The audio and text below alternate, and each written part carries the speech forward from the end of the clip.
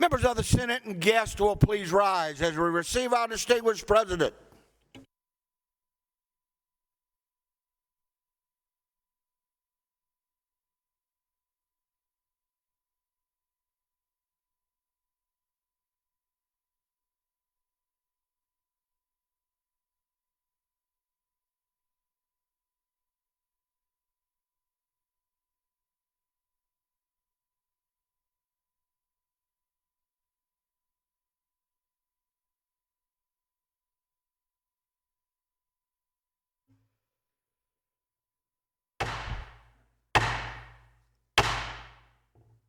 The Senate will please come to order. Members and guests will remain standing while we're led into devotion by our chaplain, followed by the Pledge of Allegiance.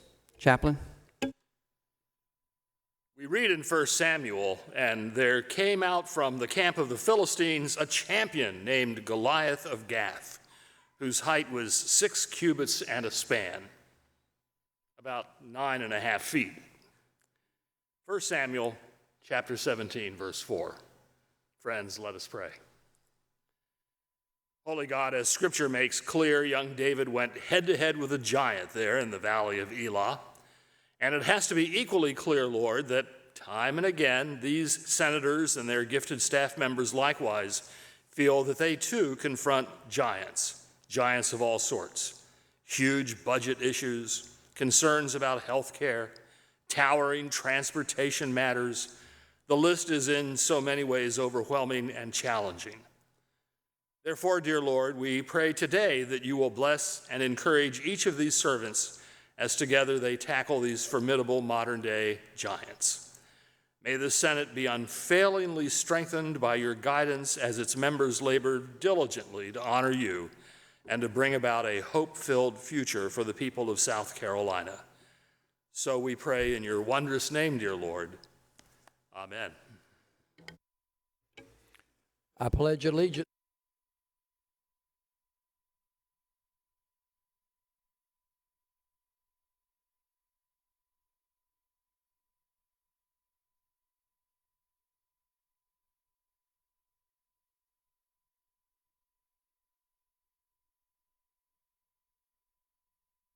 Please be seated.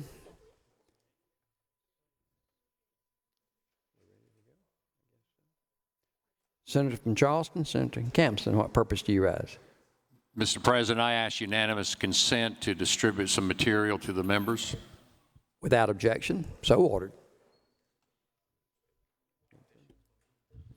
Are there any petitions, memorials, presentments of grand jury, or such like papers? Mr. President, no communications this morning. Okay, we have no communications. Therefore, we're on the introduction of new bills and resolutions. The clerk will read.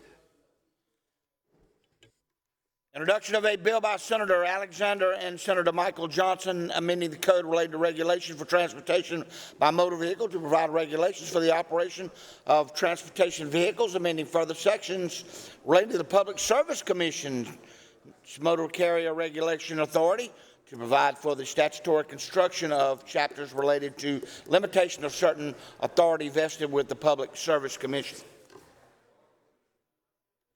Judiciary Committee. Introduction of House Bill 3100 is a bill amending the code relating to penalties associated with unlawfully passing a stopped school bus so as to revise the penalties. Transportation Committee. Introduction of H 4177 is a bill that adds a section to the code to require the Department of Natural Resources to hire a waterfowl program manager within the Wildlife and Freshwater Fisheries Division to provide certain duties and responsibilities. Fish, Game, and Forestry. Introduction of H 3889. This is a bill amending the code relating to restrictions on the use of airboats so as to prohibit the operation of an airboat on certain rivers in Georgetown and Horry counties. Fish, Game, and Forestry. Introduction of H 4831, joint resolution to direct Department of Commerce to conduct an economic development study to evaluate the state's business advantages, economic climate, workforce readiness, and any other relevant state asset to create a roadmap to effectively compete in attracting offshore wind energy supply chain industries to the state. Labor, Commerce, and Industry. Introduction of H4576. It's a bill, it adds a section to the code to declare the third Tuesday in February of each year as Historically Black Colleges and Universities Day. Education Committee.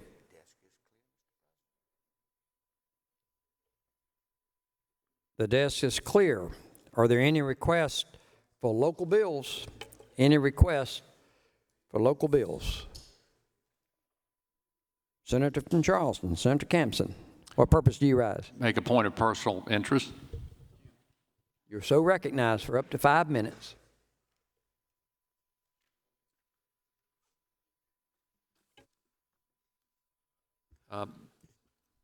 Thank you, Mr. President and members of the Senate. I appreciate your attention. Yesterday, I introduced with many co-sponsors a bill that would reinstate the real estate transfer fees as a dedicated funding source for the Conservation Bank. And today, and I promised you then that I would give you additional material regarding the Conservation Bank, which is now being distributed to your desk. One is the annual report from 2021, which is something that I'd encourage you to look at. They've done a great job in helping to explain what the Conservation Bank does, its accomplishments, the manner in which it works. And also there's a spreadsheet that's distributed as well that is a list of the grants and the properties and the counties that they're in. Since the bank was restructured in fiscal year 2018-2019. So this is the results of about 3 years of work that you see on the spreadsheet. Since its inception, the bank has protected over 330,000 acres at about $500 per acre, 25% of that being fee simple acquisition, largely by state agencies, some counties and municipalities as well, and 75% by conservation easement. And if you look at just in 2021, there were 16 Conservation Bank grants, and they acquired property with a fair market value of over $19 million. And since the reform of the Conservation Bank back in fiscal year 18-19, if I draw your attention to the spreadsheet, the first group of properties at the top are properties with total public access, which generally are properties acquired by the state or local governments. 9,600 acres were acquired at a cost of $2,000 an acre. The fair market value of that property was $91 million, but the Conservation Bank acquired it at just $19 million, and that because it matches funds and draws down funds. A lot of federal money like NALCA funding and Forest Legacy funding provided by federal programs enabled us to acquire $91 million of property to protect in South Carolina at a cost of just $19 million, and that's the property with full public access. At the bottom of the spreadsheet is property protected by conservation easement. A conservation easement is when a property owner basically gives its development rights to a land trust in order to, and they agree not to do certain things on the property and basically keep it in its natural state with traditional uses such as farming and hunting and timbering.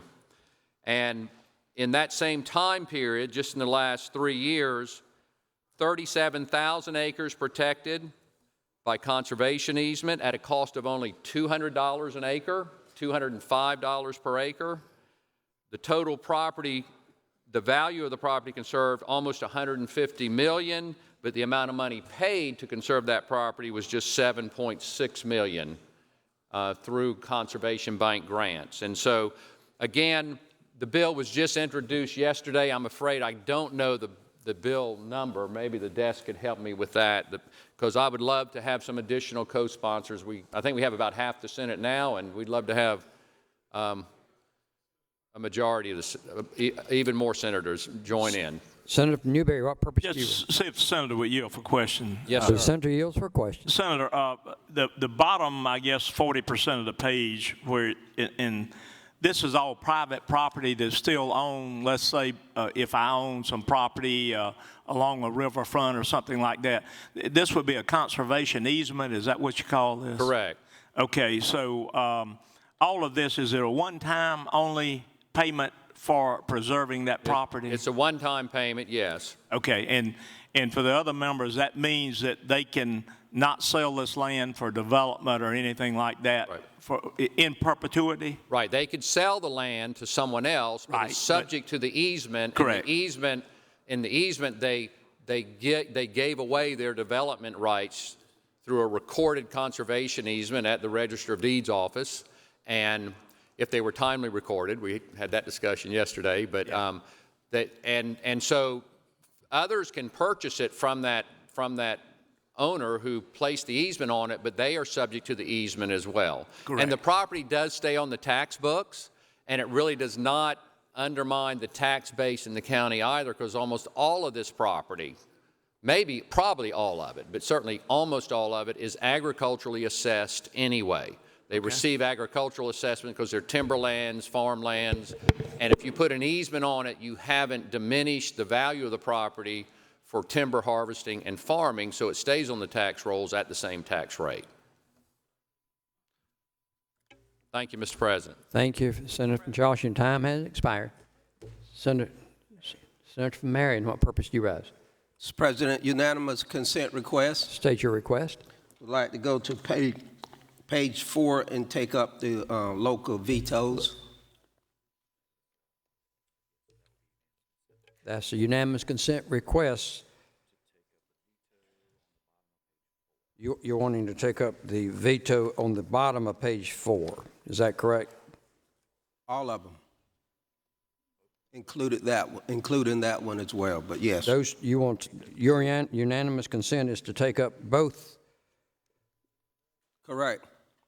Is there objection to take the senator from Edgefield? Mr. President, if we could limit, there's only 2 vetoes, right? That's correct. If we could limit consideration of the vetoes to no more than 20 minutes, I don't object. Okay. And I add that would to be my unanimous Said consent. that no more than 20 minutes. Total. Is there objection with that added to there, no more than 20 minutes? Hearing none, without objection, so ordered. That takes us to vetoes on page 4. The first is S836. The clerk will read. An act to amend an act of 1969 relating to the creation of the School District of Union County so as to require the School District of Union County to recognize Memorial Day as a holiday. Senator from Spartanburg, Senator Martin, what purpose do you rise? Just to explain the position in the veto and ask the body to override this veto. This is a bill that myself and Senator Peeler and Senator Cromer filed. Union County was one of 2 school districts in the state that was forcing the children to go to school on Memorial Day. We had a lot of constituent complaints about this issue, and we felt like this was the best way to make sure that the students would not have to go to school on Memorial Day in Union County. And I would ask everybody to vote to override the veto. The question is, shall the act become law, the veto of the governor to the contrary notwithstanding? Under this, a roll call is required. The clerk will ring the bell.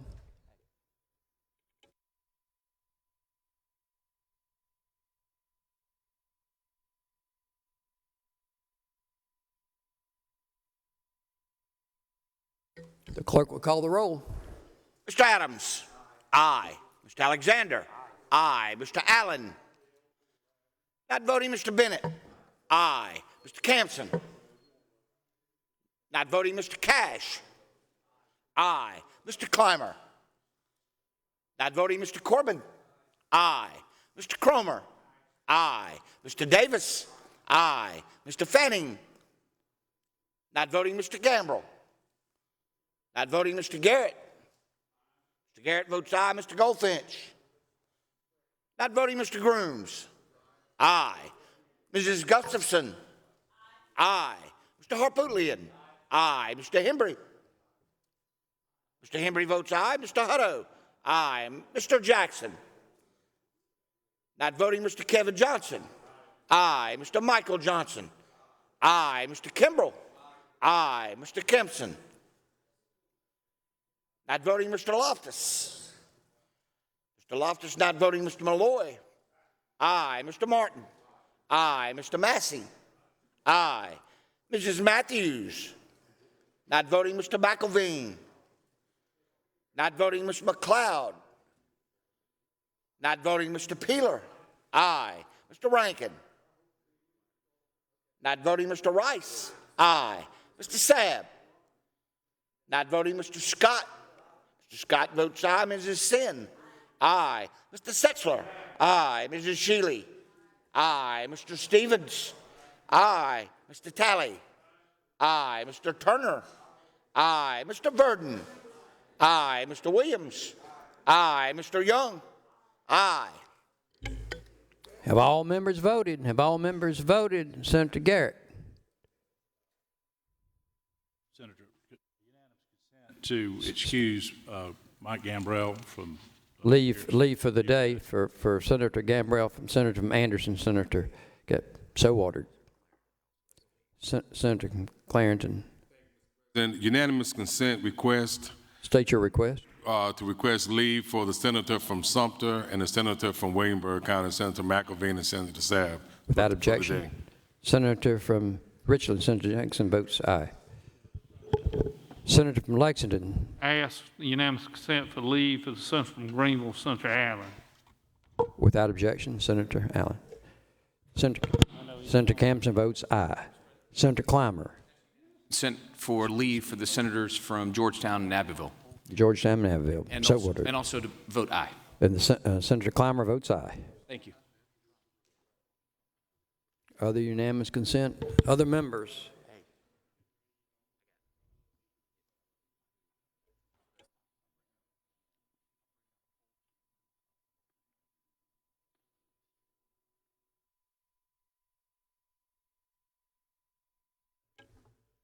The polls are closed. The clerk will tabulate.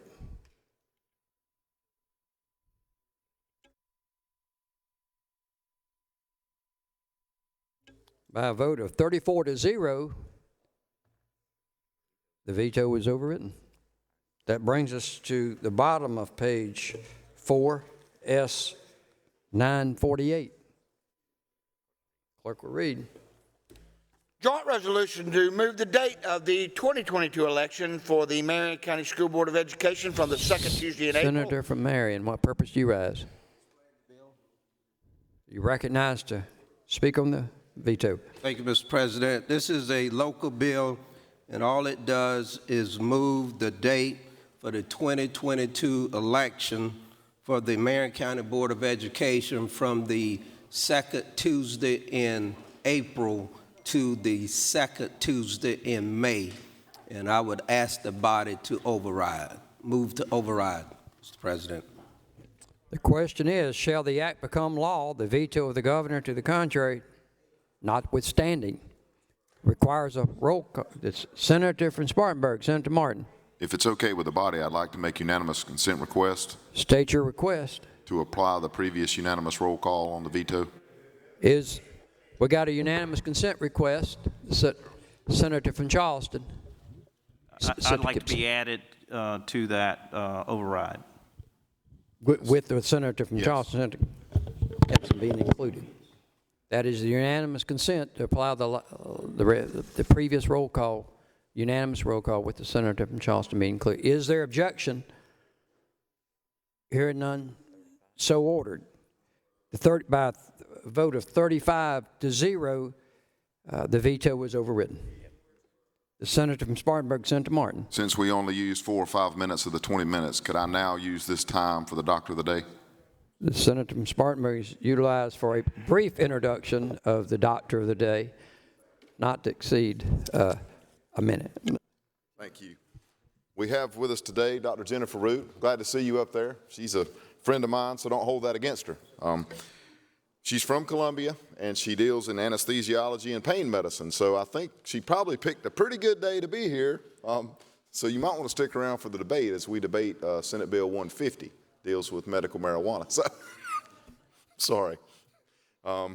That's funny. But anyway, and I did not know this, Jennifer, if you don't mind me calling you Jennifer, that's what I call you in person, but I didn't realize that you were on the Board of Medical Examiners now. So that's good. Congratulations, and I'm probably going to talk to you. So if everybody would, just give her a warm welcome for all she does for South Carolina and being here today as the Doctor of the Day. Thank you so much. We appreciate your service. Thank you. Thank you. Thank you, Senator from Spartanburg. Senator from Greenville, Senator Corbin, what purpose do you rise, sir? Unanimous consent request. State your request. To go back to local bills and take up S109. It is a local bill dealing with the Spartanburg District 1 School Board to allow them to have an election when there's a vacancy on the board. Which one? The question, we are in the local bills, so S1009. Question is second reading of S1009. All in favor, please say aye. Any opposed, no. The ayes have it. Second reading is ordered. Are there other requests for local bills? Are there other requests for local bills? Hearing none, we are on interrupted debate on page 5 and by previous, but Senator from Lawrence, what purpose do you rise? Mr. President, I was trying to catch it before moving between sections. I would ask unanimous consent to go back and read the box. I don't think there's much in there. I know there's nomination for board chair of DHEC. Is there objection to going back to the box? Hearing none, so ordered. Thank you, Senator. Reading clerk will read. Medical Affairs Committee has reported favorable on a statewide appointment. Department of Health and Environmental Control at-large chairman, initial appointment, John Robert Bolchus, Vice Mark Elam. Received his information. Senator from Horry, Senator Hembry. I have a unanimous consent request. State your request. Unanimous consent that H 4576, a resolution declaring the third Tuesday in February to be Historically Black College and University Day, recall that from the Education Committee and place it on the calendar. Is there objection? Hearing none, so ordered.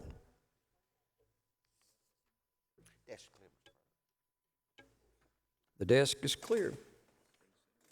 That brings us to the bottom of page 5, interrupted debate, S150, and by previous unanimous consent, the senator from Horry, Senator Hembry, is recognized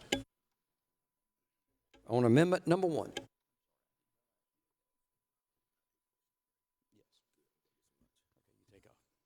Thank you, Mr. President, my fellow senators. I just want to be clear about the rules of engagement for the next little while. I'm going to go through the bill paragraph by paragraph, line by line, to point out where I think the bill has substantial challenges and difficulties, and some of what I think the bill does, and it's kind of the fine print. I will not take questions as I go through the bill. It's going to take a while anyway, and it would be, we want to get home eventually before Friday. But I'll be happy to take questions after I finish that process and stay as long as you like to take those questions. So let me get started. This is on page, I'm going to refer to these bill numbers, page numbers on the pages I have. I'm not sure if y'all's computers are tracked the same way mine is, my printed copy, but hopefully it'll be close enough. The first provision, section 1, item 2, says the United States Congress has signaled support for allowing states to have medical marijuana. And this provision, and this is the preamble, this is sort of the justification for this bill. I'm going to talk about a couple of points on this. But this is the signal, and this whole scheme, this whole system, multi-million-dollar system we're considering building in South Carolina is based on a foundation of a proviso in a federal budget. Without that proviso, this house of cards collapses on itself. The federal government, in addition, they have passed a proviso for a number of years, no question about that. But at the same time, during that time frame, the FDA has engaged in enforcement, warning letters, directives to continue to, they are continuing to do their job in regulating marijuana. So they've not abdicated their role completely in this. This only takes the Department of Justice out of their role. So when you say it's signaled, I would say, yeah, it's a signal. It's not a green light, it's a yellow light. It's a yellow light. And the entire system is built on that yellow light, staying yellow. The second part, National Academy of Sciences, and it references the 2017 report. I'm looking at an update of that 2017 report, and it talks about how, among other things, it concluded that there's evidence cannabis effective for several medical conditions, chronic pain, chemotherapy-induced nausea and vomiting, and the improvement of multiple sclerosis spasticity symptoms. And that is true. The report says that. And it says that as to nausea, vomiting in patients with cancer, that chemotherapy causes, that THC relieves these side effects. The THC-based medications, Marinol, and the THC-like drug called Nabilone have been approved for this purpose by the Food and Drug Administration since 1985. So there is a benefit from it, and there's an actual medicine for it. It goes on. Multiple sclerosis, stiffness, tightness in muscles, spasticity, a combination of THC and CBD called Sativex has been approved for that in other countries, but not in the United States yet. CBD, it also talks about epilepsy, and that Epidiolex was approved by the FDA in 2018 to treat rare types of epilepsy in children. So there is no question that there are some legitimate FDA-approved medical uses for compounds found in marijuana. That is established science. That is approved science. If you want to trust the science, this is where you look. Now, it goes on to say, only a few health conditions have been studied well enough to know if cannabis is a helpful treatment. Cannabis and products made from cannabis are under study from a variety of health conditions, but in most cases, not enough studies have been done to make strong conclusions. This is the report cited in the bill. It also states, watch out for advertising that overstates the science on cannabis. It states, more research is needed to understand both benefits and harms of cannabis in the short term and long term. And cannabis has risks, especially for certain people. So, if this is the foundation upon which we build this program, it is shaky ground, my friends. And finally, cannabis, in part 5, cannabis has been accepted medical uses in the United States, and it's been recognized by all groups. A wide range of medical and public health organizations have recognized the medical utility of cannabis, and there's a list of the American Academy of HIV Medicine and a list of a handful of a number of organizations here. However, and this is going to be a recurring theme. These are the ones that have come out against it of late. American Glaucoma Foundation, American Academy of Pediatrics, the American Medical Association, American Epilepsy Association, the World Health Organization, American Pain Society, American Academy of Family Physicians, American Lung Association, American Heart Association, American Stroke Association, American Academy of Neurology, American Psychiatric Association, South Carolina Medical Association, American Cancer Society, Alzheimer's Association, and the Association of Addiction Professionals. So, like I say, you're starting to see a pattern here.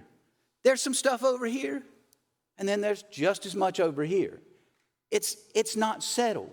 it's not resolved. And that's why this whole question is so difficult. Again, if these statements are the foundation from which we build, we are on shaky ground. Let me get into the bill, the act itself, page 2, Article 20. In this first section, it talks about cannabis products for administration in sub I and sub 2I and sub 3I. It talks about ointments, creams that contain no more than 4,000 milligrams of delta-9 THC, cannabis products for oral administration, oils, tinctures, capsules, edibles that have no more than 1,600 milligrams, and cannabis products consist of oils for vaping, vaporization, no more than 8,200 milligrams of delta-9 THC. Here's the tricky part about this. You can say what the amount is, but there's no reference to potency. And the engineering of marijuana has gotten so sophisticated and so good that you can make a product, you can make a substance that's 5% potency, 10% potency, 25% potency, or 80% potency. So it comes down to sort of, it's like the difference between drinking a light beer and a pint of grain alcohol.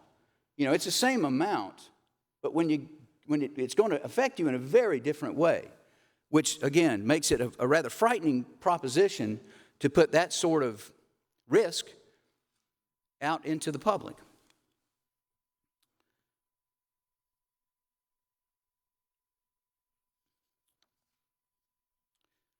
Let me talk about the debilitating medical condition definition. This is on page 4. It's a subparagraph 8, and it says debilitating medical condition means. The first one I want to talk about is sub 3, a neurological disease. That is any neurological disease. There's no defining terms to that. So any sort of a condition that would require the consult of a neurologist would get you medical marijuana. Post-traumatic stress disorder. This is probably the most troubling of any of the conditions, or defined as a debilitating medical condition, because of the way that it can be diagnosed. I want to talk about that in a little while, but I want to tell you, pay attention to this post-traumatic stress disorder, because truly, you can walk into the doctor and say, I have post-traumatic stress disorder. I was, for whatever reason. And you don't have to give details about your experience. You just have to represent to the doctor that you have post-traumatic stress disorder. That is totally self-reported by the patient. Finally, any medical condition, this is in sub, it's X and 3 little I's, sub 8, I guess, but it's a Roman numeral. Any medical condition for which an opioid is currently or could be prescribed by a physician based on generally accepted standards of care. So any condition, any medical condition for which an opiate could be prescribed under the normal standards of care, you can get a marijuana card for that. I got a foot surgery, minor foot surgery in November. My podiatrist did it a little bit, day in, day out. He gives me antibiotics, and he gives me a prescription for an opioid. And I said, Scott, I don't really need that. I mean, I don't need that opioid. He says, well, it's a standard of care. It's a standard of care. You don't have to fill it, but you're getting, I'm giving you the prescription. You do what you want to with it. Now, this was foot surgery. I mean, I was walking that day. It was that minor. They give you opioids if you have a tooth pulled. Okay? You get your tooth pulled, hop on down to the dispensary. Finally, on this subject came up earlier about post-traumatic stress disorder and veterans. And a very passionate argument was offered that, we're denying, we are literally, veterans are killing themselves every day, which is true. That's true, and it's an awful problem. And it's it is a very emotional appeal, and I get it, and I understand it, and I agree. With that part, I want to help those veterans. But the data does not support the proposition that marijuana will prevent suicides. I want to go through a little bit of data here from the veteran. This is from the Department of Veterans Affairs. So South Carolina, these are numbers from 2019, most recent I could get my hands on. The veteran suicide rate in South Carolina in 2019 was 30.3.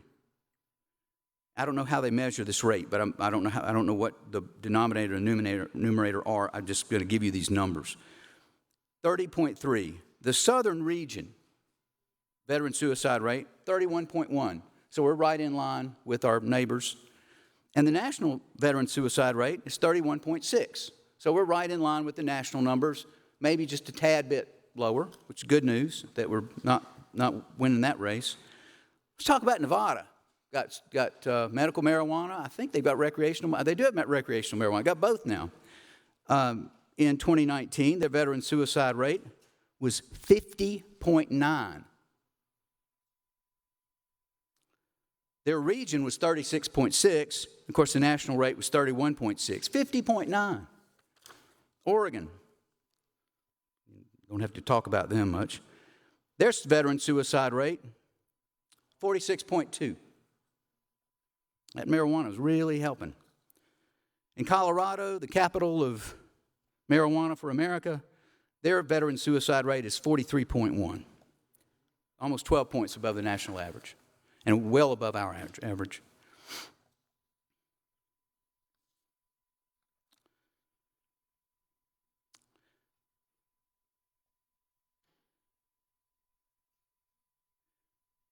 So I'm going to take you to page 5 and talk a little bit about paragraph C at the top.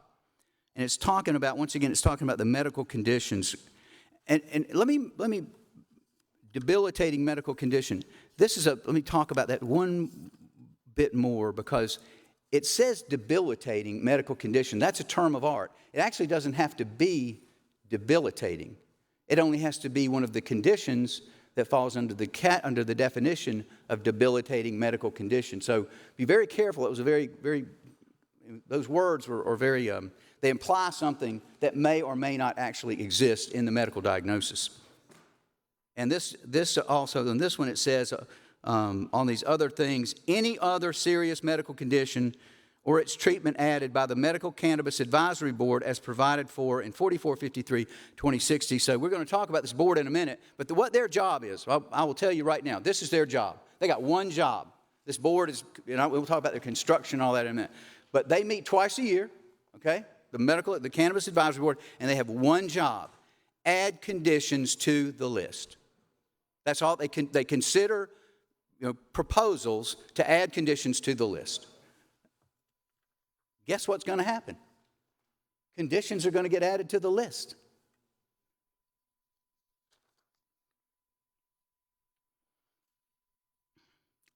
I'm going to take you to page 7. This is under the definitional section, talking about physician. A physician is a person who, and it goes through a couple of things I'm going to take you down to B, is licensed as a doctor of medicine or doctor of osteopathic medicine in a state bordering South Carolina. So these doctors don't even have to be in South Carolina. They could be in Georgia. They can be in North Carolina. They could be right. They could be the. So if a system develops over there more quickly than ours does, or a patient can't get the diagnosis in North Myrtle Beach that they want, they simply go see the doctor that they heard about over in North Carolina. I don't understand why that's necessary at all.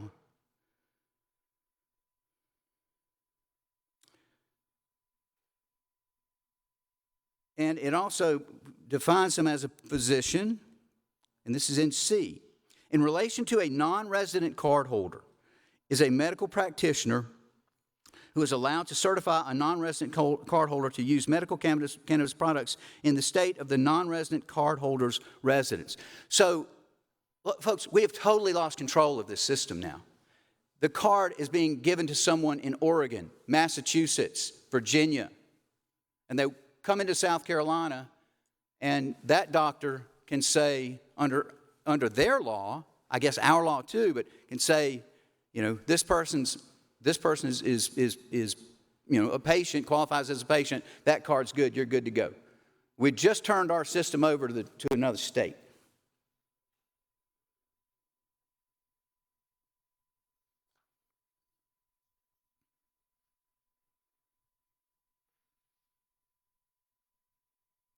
There's a build out, this is on page 8. There's a build out of it's a definitional section. This is still a definition of the verification system. It means a secure, confidential, and web-based system established and maintained by the department that is available to authorized department personnel, law enforcement personnel, and medical cannabis establishment agents for the verification of registry identification cards. You just need to get your head around, there's a lot of moving parts in this. That's just one of the database systems that's going to have to be built and paid for to support this program.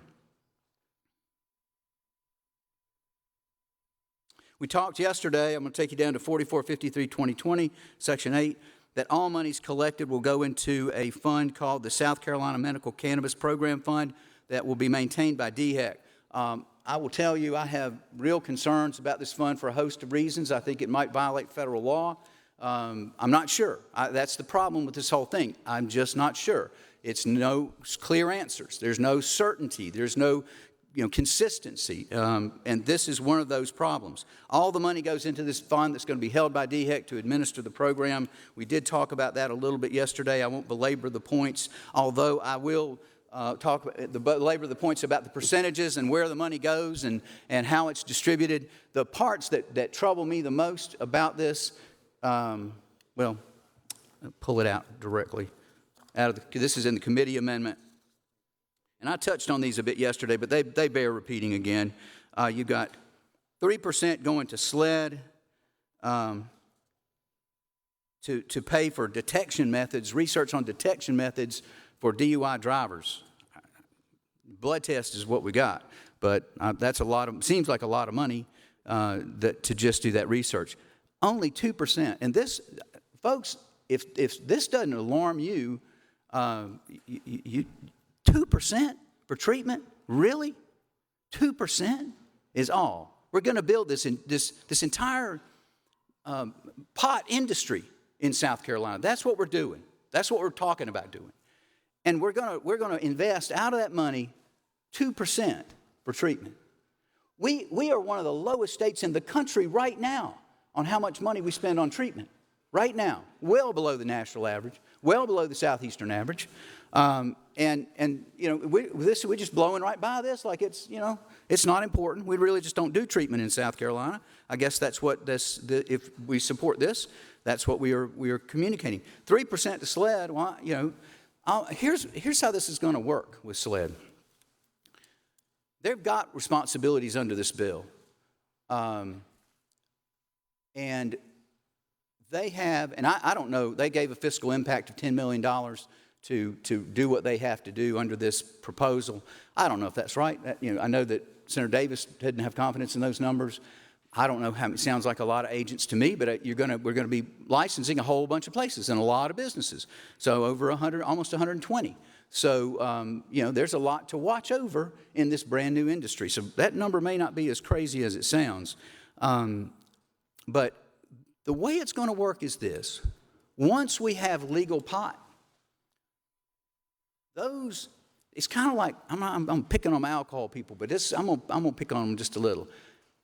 The people that are selling the legal pot are going to demand, and they are going to put pressure on local sheriffs and SLED and any other law enforcement agency.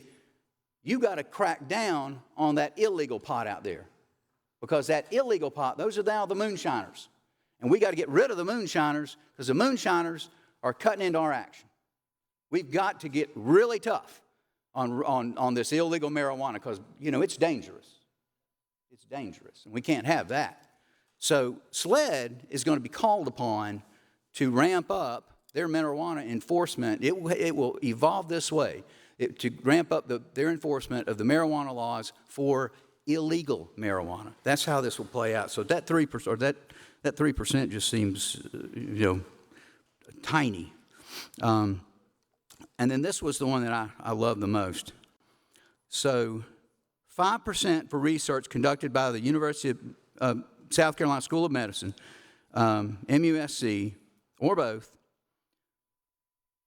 to be used in connection with medical cannabis research and development, including use for clinical trials, to look at different conditions that may benefit from the use of marijuana. So how ingenious is this? You get the people that are buying the pot to fund a program at MUSC to try to find more conditions to add to the list so you can increase your customer base. I mean, it's an ingenious kind of model here. And then you meet once every 6 months with the advisory board, and you add those as MUSC does this research, that they're getting paid 5% from this fund to add. When they come up with something, then they can go down to the committee and say, hey, we've got some science on it, and you add that to the list. And guess what? We just incrementally increase our customer base, increase our profit margin. It's all working out pretty good for those in the business. Take you down to section 4453-270. Nothing in this article may be used, construed to require a health insurance provider, health care plan, property or casualty insurer, or medical assistance program to be liable for the reimbursement claim for the medical use of cannabis. So I guess I would throw this to my plaintiff attorney friends and kind of look at the dram shop issues or the car wreck issues. If you allow someone to do medical marijuana in your place of business, then, and we'll cover that in a little while, they're allowed to do that. If you allow that and they're intoxicated and they kill someone, I guess the health care insurance doesn't cover it. I'm not really sure.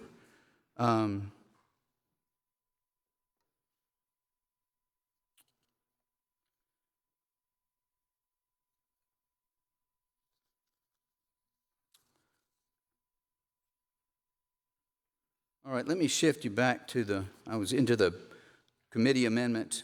Let me shift you back a bit. We talked about the program fund. 6% tax that we talked about before. Be mindful too, and because I already talked about this, I just want to remind everybody, they charge fees. DHEC will be allowed to charge fees to pay for 100% of the cost of the program. On top of that, they charge a 6% sales tax. So that 6%, along with whatever fees they collect, will be available in that fund for distribution to those entities we talked about before. 85% of it would come to the general fund. So we touched on that yesterday. Let me talk about the Medical Cannabis Advisory Board. I touched on it a minute ago. This is the group that their job is to add debilitating medical conditions to the list, meet twice a year. DHEC is on there. Talk about it's made up of, I believe, 11 members, 2 doctors, 2 osteopaths, 1 doctor who's board certified to do addiction medicine. Seems kind of an important one. 1 research scientist in the expertise in the field of cannabinoid medicine, a licensed pharmacist. So you've got a card holder who is a customer, a patient, a parent of a patient, and someone from the industry. So you got to kind of look at how this is made up. Those 3 are clearly going to be in the pro-pot voting block when that committee meets. A licensed pharmacist will be able will be a participant under this law. A licensed pharmacist, or I think it's a PA, and we'll talk about it in a bit, but there are 3 people, but a licensed pharmacist can be on call for every dispensary, so they're available, so the patient, if they have a question about the gummies or whatever, they can call the pharmacist and say, hey, this thing made me throw up last time. What's the deal? Should I, what's the problem with this? Or whatever consultation they want to undertake. So I would submit to you that the pharmacist is going to be leaning in the pro-pot category, entirely likely. A research scientist in the field of cannabinoid medicine, so they're clearly in the business of doing marijuana medicine. They're going to be in the pro-pot voting block. That's 5. The only one that, the rest of them may be neutral, and you've got one that's a addiction medicine doctor in South Carolina. The composition of this committee feels very heavily weighted toward expanding the uses of pot and the customer base of this industry.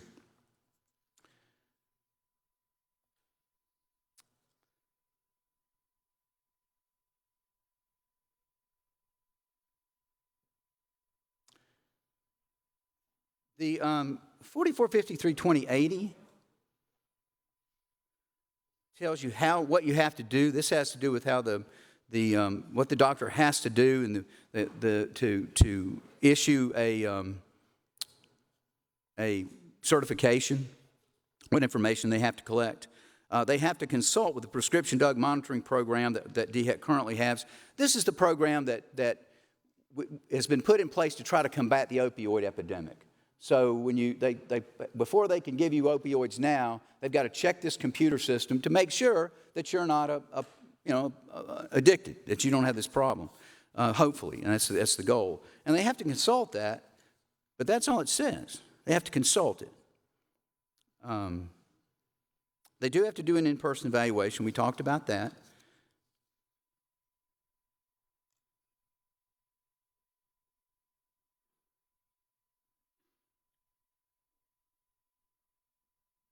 Okay, I want to take you to page 12. This is it's a long list of things regarding what the doctor should and shouldn't do. But this is a very interesting part of this bill. Page 12, and it's subparagraph F at the bottom of that page under 4423-2080. It's toward the bottom of the page. Notification to the patient or caregiver that medical cannabis products are for the qualifying patient's use only, and that cannabis products should not be donated or otherwise supplied to another individual. This is referenced numerous times in this bill. Y'all stop for a minute and listen to me on this. This law would allow one patient to get their prescription, and if they don't use it all or don't need it all, distribute it to another patient. It allows them to distribute marijuana to another patient. Now, that patient could have finished up their prescription, okay? And, my sister's got a card too, and I've got a card, and sis doesn't use as much as I do. And, I'm hey, sis, hey, can you help a brother out? Or maybe sis doesn't use it at all. Maybe she just does me a favor, and she goes and gets her card because she qualifies, and she'll go down and pick it up because I'm her brother and she loves me, and every single 14 days, I double up. This allows that. It permits it. It tells you, now, you shouldn't do that. Doctor says, now, you ought not to do that. And this is supposed to be the most conservative bill in the country. And it allows drug distribution. Senator from Newberry, what purpose do you rise? I wanted to find out from the desk if the senator was willing to take questions or if he iterated that at the beginning or what. And Mr. President, Senator from Newberry, if you don't mind, it's just a lot to it. I'm going to finish up, please, but I'm eager to answer your questions when we get to the appropriate time. Refuse to yield. Yes. Senator Orry. Still on what the doctor has to do with the patient before issuing the card. And this was kind of jumped out at me as well. And this is on page 13. There's a subparagraph 7. An acknowledgement that the physician has considered that any patient has a history of substance abuse disorder or a co-occurring mental health disorder. In those instances, the physician should seek a consultation with or refer the patient to a pain management, psychiatric, addiction, or mental health specialist as needed. So he should, but he doesn't have to. There's no requirement. He doesn't have to consult at all with the psychiatrist. He can choose not to, and he gets immunities later for making that choice. Let me tell you something else about these patients. This is something that's not in here, about the patients that go and see them. There's no requirement for a criminal background check on any patient. There's a lot of talk about criminal background checks in here, but don't let it imply that the patients, so a patient under this bill could be under indictment by the federal government or state government for trafficking in marijuana. Walk into a doctor's office, say, I'm having post-traumatic stress disorder. I'm not going to tell you why, but it was when all those federal agents came to my house and hooked me up and took me to the jail, or something that happened at the jail. And the doctor, who, kind of left in the lurch, has no ability to make that sort of judgment. As when you say you're leaving it to the doctor-patient relationship, he doesn't have the ability to know that. Okay. He's left just looking at the guy and making a judgment based on this very likely first meeting. So there's a need, and there's a place to do it. DHEC could do it before you get your certification card as part of the application process. All you have to do is get a background check. You're disqualified if you've had a conviction there's a lot of ways to write that amendment and tighten that up. But again, when we talk about the most conservative bill in the United States, heaven's sakes, this is basic stuff here. To have a background check before you give them a drug card, marijuana card.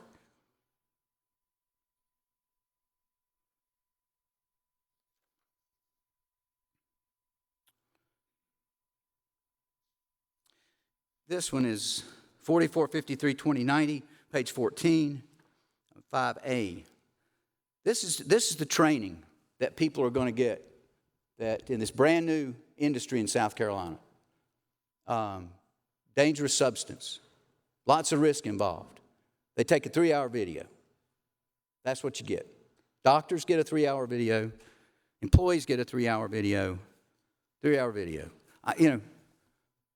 Senator from Charleston, we got to do better than that just on our CLEs every year. And we're practicing lawyers. This is not something new to us. This is things that we're doing things every single year, all the time. Section B under this.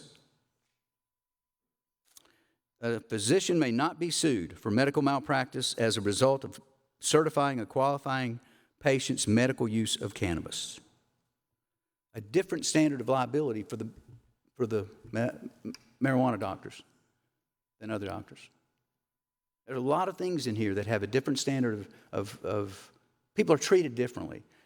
Sometimes it might not be an equal protection argument legally. We had a lot of discussion about that. Senator Davis talked a lot about that.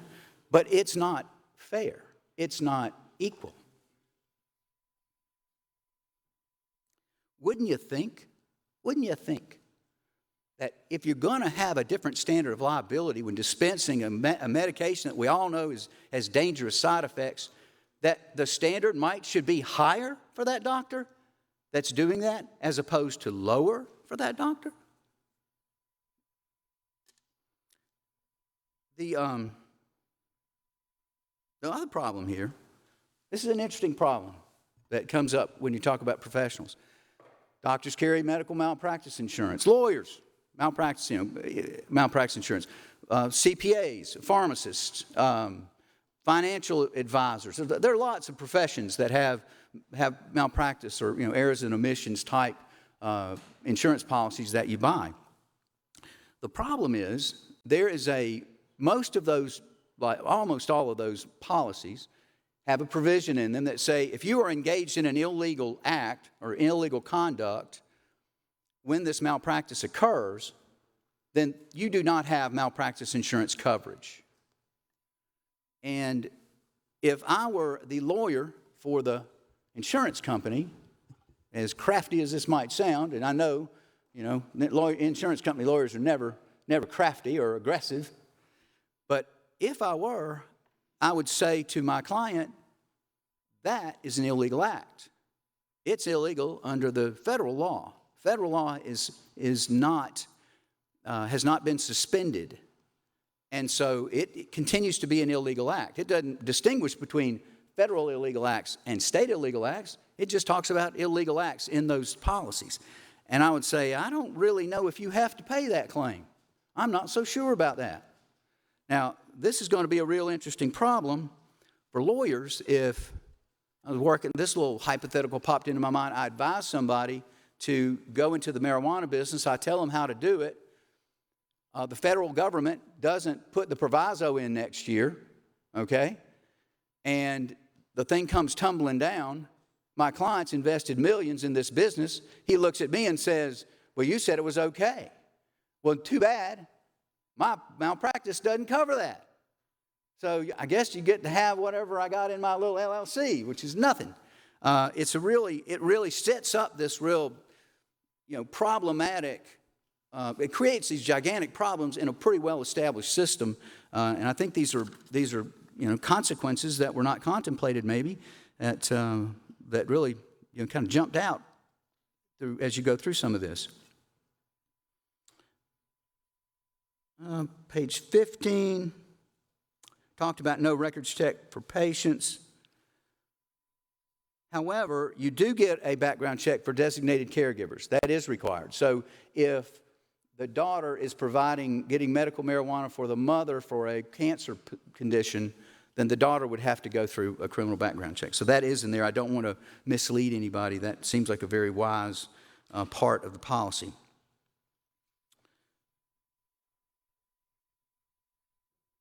All right, this one, 4453, 2100, 1B. No, 1A, I'm sorry, and B. I'm going to talk about both of these. So this talks about the fees charged by the department for getting a card. The department shall provide optional discounts for qualifying patient application and renewal fees based upon a qualifying patient's household income and shall waive all applicable fees for veterans. So you get a free card if you're a veteran, nice, right? And you maybe get a discounted card if you have if you're a low income family. Senator, I think we talked a little bit about that yesterday. But this is really good. This one in C. Listen to this. The department may accept donations from private sources to reduce application and renewal fees. Now, this one reminds me of the old stories, and I don't know if they really happened like this. I can't say that. But there were old stories around where drug dealers would move into a new community, and this was in the old crack days, way back in the 80s, and they would sort of give the crack away initially. They'd make it charge almost nothing for it for the first couple of weeks, and then once they got a market going, raise the prices up. How interesting is this? So the medical industry, the medical marijuana industry, outside sources, but let's just say the medical marijuana industry, let's just say Pot Incorporated shows up and says, well, we'll give you $100,000 to give a bunch of free licenses out because you know what? We want as many people with certificates as we can possibly find. That's good for business. That increases our customer base. Well, and one of the opioids being one of the great mistakes I think it's one of the greatest failures of the FDA certainly in my lifetime and maybe of all time. But we got to learn something from it. Let's not go down the same road again because that one was such a disaster. So down to paragraph 4 here, still on page 15, and this goes back to this was the reference defining what is post-traumatic stress disorder. Acceptable evidence, proof of military service in an active combat zone. That's all. Person was a victim of a violent or sexual crime. Person was a first responder. The department, this is the important part, listen to this. The department shall not require details of the trauma. All I got to do is say, and I qualify. All self-reported. Can't even ask details. Can't do any sort of analysis or inquiry. Talks about in 4453-2110A, and this is talking about what the registry card is supposed to look like, what's required to be on there. And it says here in 8, a photograph of the card holder, that makes sense, if required by department regulations. Now, we're going to make everybody have a photo ID to vote, but we're not going to make them have a photo ID. In this statute, that's not required. If the department wants to do it, they can, but they don't have to do it. This is a problem. I mean, we clearly, to maintain the security of the system, if you can walk in there with anybody else's card and get your dope, it undermines the security of the entire system. So it clearly needs, this is another one of the many changes that need to be considered.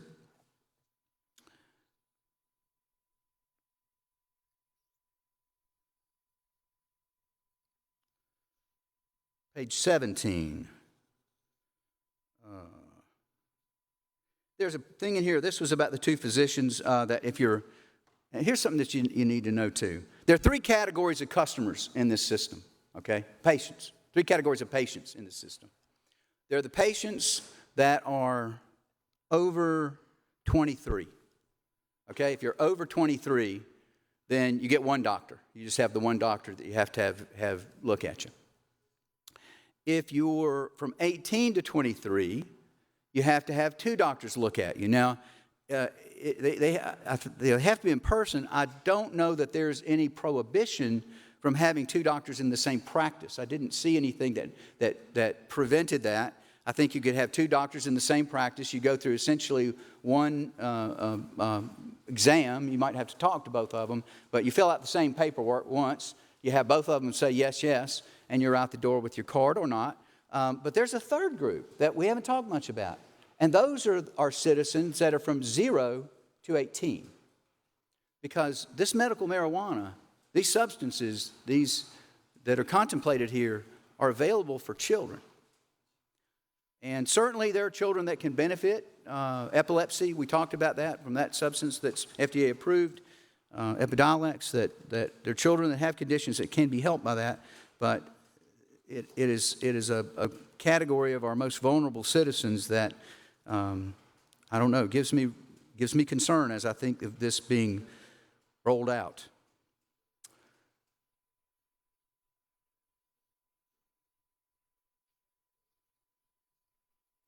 There is no, and as I mentioned, there's no crime. I saw a reference to it, a criminal penalty for diversion, what's called diversion of a medicine. There's no crime to divert it to someone who has a card.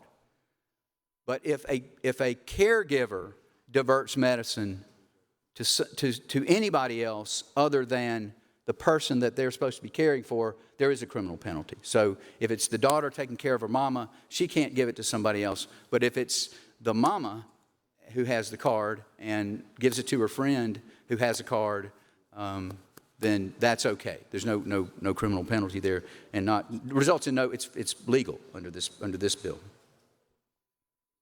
Got to call in or telemedicine every 6 months to renew your card. You may do it through telemedicine. Page 18.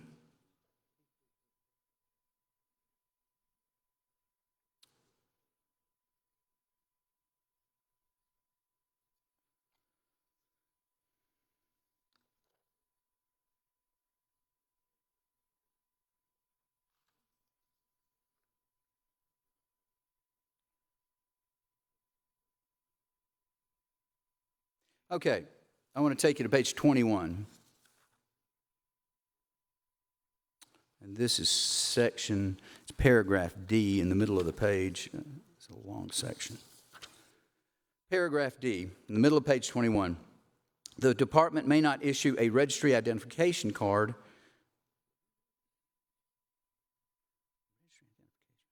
to a person who is employed in public safety, commercial transportation, or the operation of commercial machinery. this goes in the category of there's a whole lot here to fix. There's just a lot in this bill that's got to be repaired, a lot. And we know, we can imagine who public safety, that they, as police officers, firefighters, I guess that's all law enforcement and state government if they have a law enforcement credential. So that one probably is the easiest one to get your head around. Commercial transportation, I guess, is anybody who drives a truck travels and gets paid for it in some way, whether you're delivering, driving an over-the-road truck driver, a delivery man for, Lowe's hardware store. You're driving, you're transporting something in a commercial setting that you can't get the registry card. It's a pretty big group of people, but it's not very well defined, and it's not defined at all. And the last one, operation of commercial machinery. I mean, I don't want to you don't need to get ridiculous about this. I think what's meant here is if you happen to run a bulldozer sometimes, or a wood chipper, or I think of heavy machinery, but it doesn't say that. It just says commercial machinery. I mean, a cash register is commercial machinery, a computer's commercial machinery, and I don't want to take it to the ridiculous because I don't think that's what's intended here. I'm thinking it's probably heavy equipment. There's no special license for that. I don't know how you would glean out if you're trying to decide whether to issue this card or not. I guess you have to ask the question on your form somewhere: do you ever operate heavy machinery or machinery? Suffice to say, I can't answer these questions or even offer what they mean because I don't understand. And it's just something that needs an entirely different definitional section to try to get us to where we need to be. Is it pilots? Certainly. Bus drivers, school bus drivers. I don't know if that's I guess it's commercial transportation. It's like public transportation, but you're getting paid for it. It doesn't make any sense. And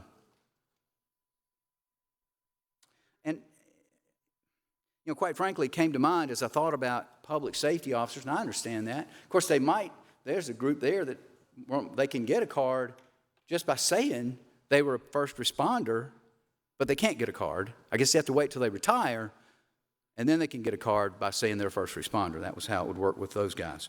But I was wondering about security guards. People that there are certifications that come through SLED for folks that are armed, that are have the authority to use deadly force on their boss's property. Is that a group we might want to consider adding to this? So this whole section, to me, just needs to be taken back to the drawing board and reworked.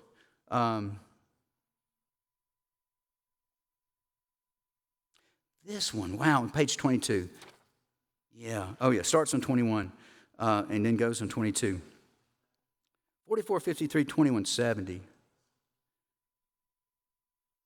B.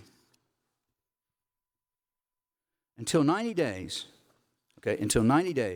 after the department begins accepting applications for registry identification cards, the following must be deemed a registry identification card for a designated caregiver. A copy of a qualifying patient's valid written certification issued and printed by a physician on tamper-resistant paper within the previous year, and a notarized, and if you're a caregiver, a notarized affidavit saying you're the caregiver. So until this thing is stood up and they accept the applications, and we're building out 2 data systems. It's so complicated. You can look at the last page. Senator Davis went through it, and all the steps and all the timelines yesterday afternoon that he was, when he's going through all the different things that have to take place. All these things have to take place, but until then, a doctor's note will do it. That's it. A doctor's note. You can go get marijuana. I mean, there's no tracking. There's no seed to sale. There's no enforcement. There are essentially not many records. I don't know where they'd put them. I don't know where they're keeping them because they're just sort of, you got your slip from the doc. And I guess once the systems get stood up, I guess, or somebody's selling it, they've got that part of the system built, it might work. But again, it's disjointed, it's messy, and it doesn't flow, and it won't. It's not impractical. And again, this whole section needs to be scrapped and start over. This whole idea right here needs to go from scratch and start all over again.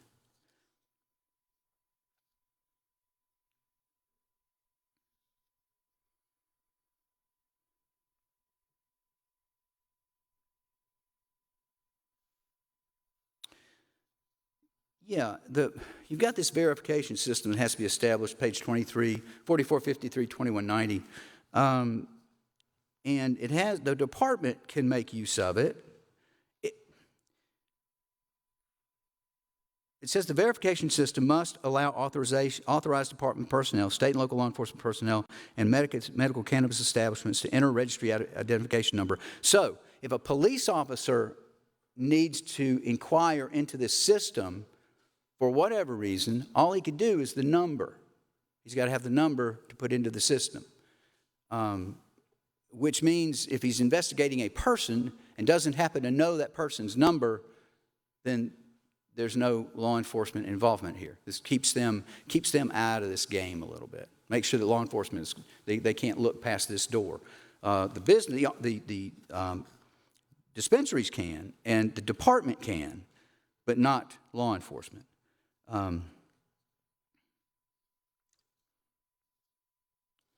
Y'all all know that there's a 14-day supply. We talked about that.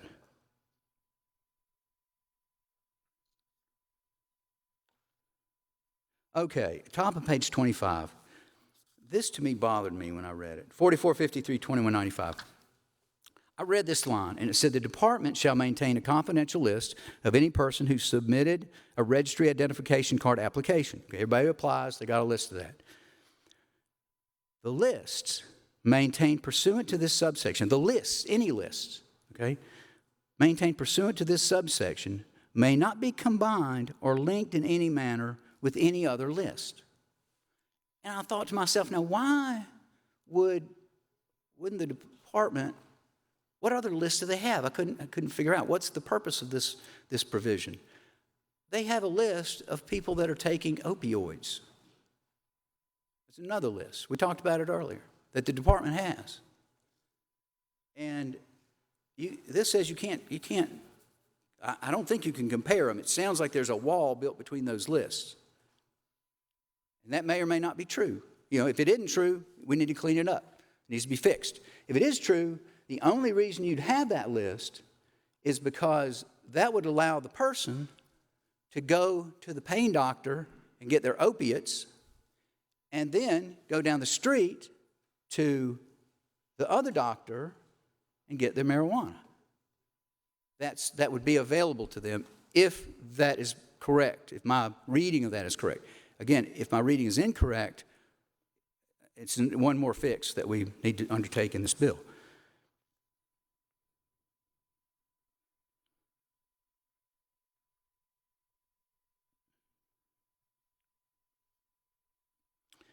Okay, under E4, a local, state, or federal law enforcement or prosecution official engaged in the administration, investigation, or enforcement of the laws governing illicit or illicit drugs, and who is involved in a bona fide, specific drug-related investigation involving a designated person. So this is in response to the department may provide medical cannabis product information to the following persons. So the department may, they don't have to under this statute, provide to local law enforcement information connected to a drug investigation. I had two concerns with that I don't know when you walk in with a search warrant to look at the records, a valid search warrant, I'm not sure they have to, what their response is going to be to that search warrant. Is it going to be, well, I may not give that to you because statute says I don't have to, and statute wins over search warrant. Again, if there's a fix here, maybe that's a place to fix it, once again, or that's the intent. It's to create this sort of confusion and gray area so the department can tell law enforcement. They really don't want law enforcement around, just get on out of here. The other thing that struck me is, what if it's something other than a drug investigation? What if it's a child fatality? And, you know, the parent was so stoned that they crashed the car and killed the baby. Or, I mean, you know, so stoned that they passed out at home and the baby, you know, had an accident or went out, waddled outside and fell into the pool. It's a criminal investigation, but it's not a bona fide drug investigation. It's not. So under my reading of this, that's not relevant. You know, this information isn't relevant. Well, it might be the entire case. It might be it's absolutely relevant and important. Felony DUI, you know, you could have a murder case that somehow this works into it. But no, it's just got to be a bona fide drug investigation. I'll tell you something else. I don't have an answer for this, but there's a whole lot of stuff in here about hemp. A lot of, and I didn't hear, and I guess I should have asked him, Senator Davis, about it. I probably should have, but he never really mentioned hemp in his presentation. It was a focus on, you know, the medicine. But like food products made with hemp, other products made with hemp, the dispensaries can sell them. There are a lot of references to it in here, and I can't quite figure out, a qualifying patient may purchase cannabis products, industrial hemp for human consumption, or paraphernalia at a dispensary. So I'm not sure if he's just adding another product to the line at the dispensary, or is there something else going on here? Is there another industry or business that's kind of circling around that's different than this one but sort of like it, and they want to get in on the act too? I just can't quite figure it out. It's unclear on the diversion. It's 4453-2210, but it's unclear if a qualifying patient diverts their product.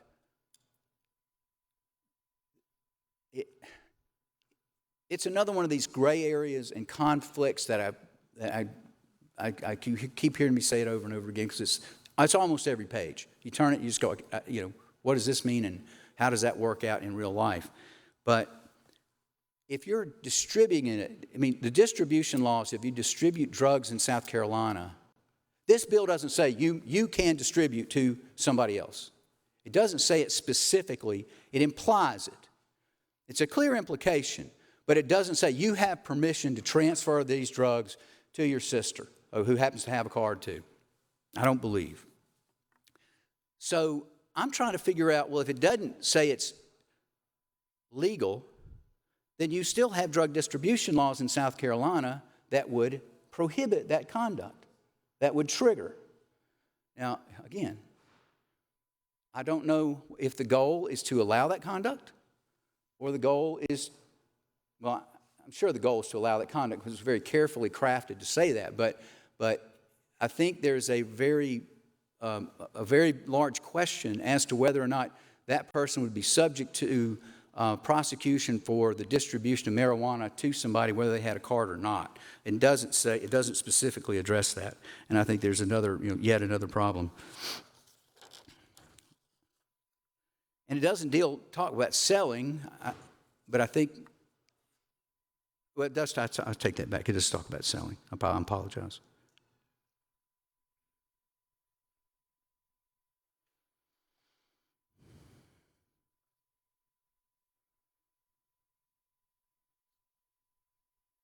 All right, here's this one, 4453-2220. This is an equal protection problem.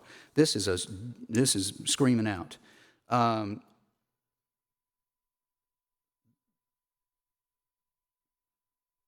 So if you have a card, if you are a card holder, and you smoke marijuana or possess marijuana, okay, that is not in compliance. I'm talking about street marijuana. If you have it in your possession, then for a first offense, for this violation, if you have a card holder, it is a civil fine of up to $500. It's not prosecuted like simple possession of marijuana. So every 18-year-old who has a card gets a civil fine. Every 18-year-old who doesn't have a card is subjected to a criminal penalty, and a notation on their criminal record that they've been convicted of a drug offense. So you are getting a better deal if you have a card than someone else, by nature of, I guess, your medical condition. For a second offense, it basically punishes you like a first offense, simple possession of marijuana. So for a second offense, simple possession of marijuana, you get one penalty. For a second offense, simple possession of marijuana with a drug card, you get a lesser penalty. So you have different classes of defendants, or different classes of violators, and different types of sentences with no rational basis. I mean, there's no reasonable basis to create these different classes among those. So it is again, that needs to get fixed.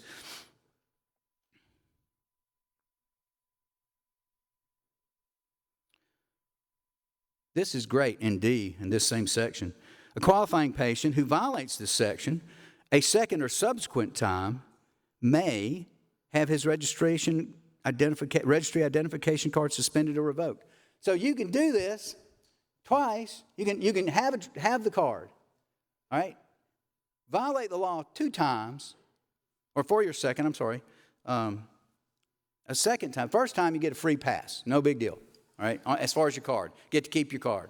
Second time through, well, your card may be revoked. We don't know. Shouldn't this be should? I mean, what are the criteria for may? What are we going to? Who's going to decide? I guess the department decides. But are you going to have a hearing on that? Are you going to say, well, there is a place they say we want to revoke your card. You can ask for a hearing in front of the administrative law court to see if you get to keep your card after you've been convicted of a criminal offense while you had your drug card, and you have a second violation and a second conviction, and now it may be taken. Again, places where they can do this stuff. Let's see if I've got. This is 4453, 2230, page 28. This article doesn't authorize any person to engage in penalties for engaging in the following conduct: possessing cannabis or cannabis products, or otherwise engaging in the medical use of cannabis products in any correctional facility. Well, that's interesting. Correctional facilities are prisons. I can see that. I used to do, years ago, I did some work for the Insurance Reserve Fund, Center from Charleston, and I did a lot of prisoner cases. And the prisoners would bring these cases, they would file cases, because they won't let me get my hair cut a certain way, or I don't like the food, or, sometimes occasionally there was one with a little bit of merit, but it was rare. And it was frustrating because, you're spending the taxpayers' money to defend these things that were absolutely without merit. And as my partner told me when I was expressing this frustration one day, he says, well, Greg, you bill by the hour. They've really got years to work on this stuff. So he kind of made the point. So this is I'm going to tell you right here, not allowing them to have their medicine. It's medicine. If this passes, it's medicine. They get their medicine if they're a diabetic. They get their medicine if they're a kidney patient or have lung cancer or whatever. I mean, the Department of Corrections has to provide them their medicine. It's not a luxury. It's an absolute necessity. So if they want their medicine, they're right here. Some lawyer's going to be fighting this fight right here if it passes like this. If you don't allow them to have their medicine in the Department of Corrections, and it makes no reference to detention facilities. So, which is, again, if you're in a detention facility, y'all might not be aware of this. Some of you probably are, having had experience with detention facilities. That mama will bring, you get picked up and you're on meds, and your mama goes down to the jail and she drops your meds off, and they have a nurse at the jail and medical staff at the jail, and they're responsible and they're required to provide you your medication at the jail. Under this law, that would be permitted. Your mama could, I guess, show up with your marijuana and take it to the jail nurse. And now that guy with the medical marijuana in the jail, he's going to either be real popular or he's going to get beat up. I don't know. It's probably, he better stay in the nurse's station while he's doing that. But under this law, that would be permitted. And that's, again, I don't know if that was intentional, but there's a lot of work yet to be done.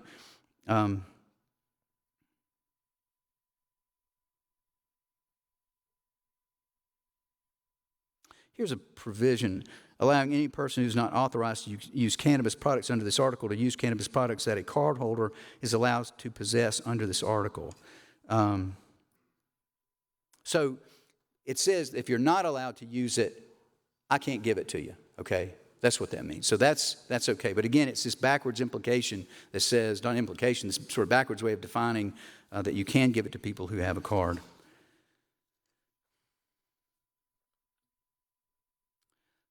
Top of 29, paragraph C. This is about notwithstanding any other criminal penalties.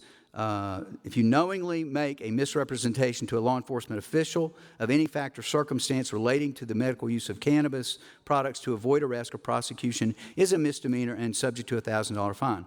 So if you lie to the police about your medical marijuana card, then you have violated.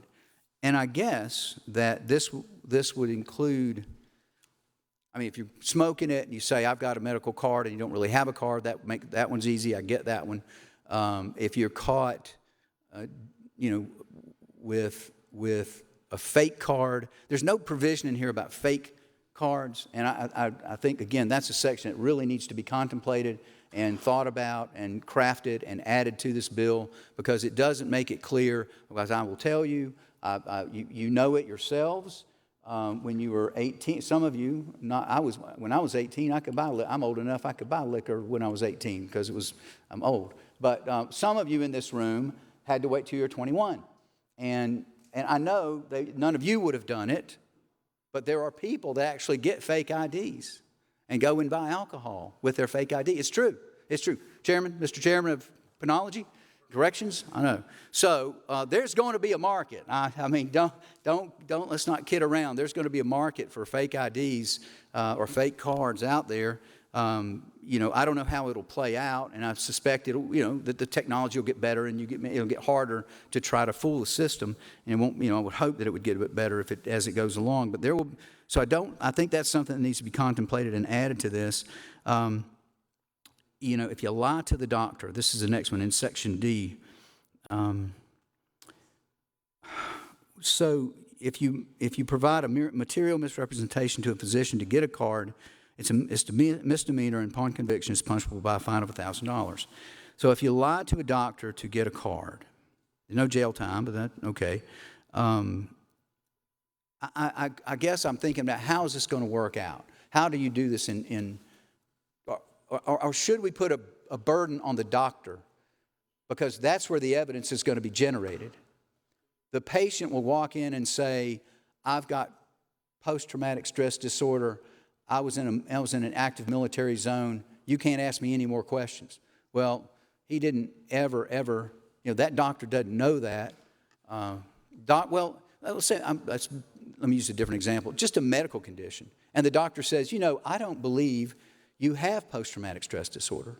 I don't believe you do. I'm not going to give you that diagnosis. Or I don't believe the chronic pain you complain about is sufficient to warrant a prescription for medical marijuana. Okay? And he's lied to the doctor, according to the doctor, because it's all a matter of opinion, right? I mean, a lot of it's just a matter of opinion. So if he lies to the doctor and the doctor doesn't believe him and calls him out on it, now shouldn't the doctor have the responsibility? Well, wait a minute. You've got a privilege, doctor-patient privilege, so that blocks getting that information from the doctor. And that's going to be the only way you catch somebody that's lying to the doctor. So it sounds like it sounds good. Like this should prevent any rational person. This right here should prevent any rational person from walking into a doctor's office and telling them, stretching the truth a little bit about their condition. It should, right? Except there's no way to prosecute it. There's no way to collect the evidence. Because the evidence is the doctor. It's all about the opinion of the doctor about the medical condition in the first place. That's this whole thing is built on.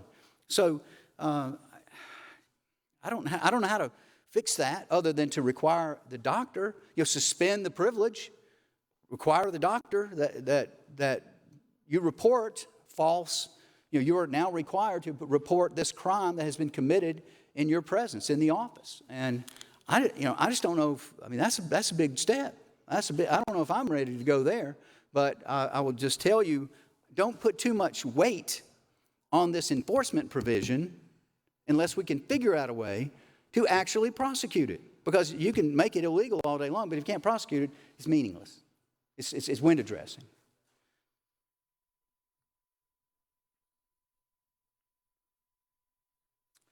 Okay, an E, any cardholder who sells cannabis products or is convicted of a criminal violation of this article shall have his registry identification card permanently revoked, subject to other penalties for unauthorized sale of cannabis. So he can't sell it, as I said. An individual who had his registry card revoked for a criminal violation of this article may never be issued another registry identification card. Oh, but here's the trick. This only covers South Carolina. Even this plan anticipates out-of-state cards. So there would be nothing that would prohibit or prevent the violator from going to Florida, where her sister lives, and getting a card down there, coming back up here, presenting my non-resident card in South Carolina, and I'm right back on the train. My ticket's not punched. I'm good to go.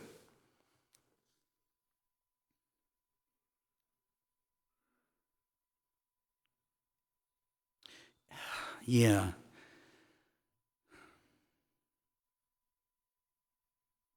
So on F, talks about any qualifying patient who commits a violation of subsection A3 or refuses a properly requested test related to operating any mode of transportation while under the influence of cannabis products.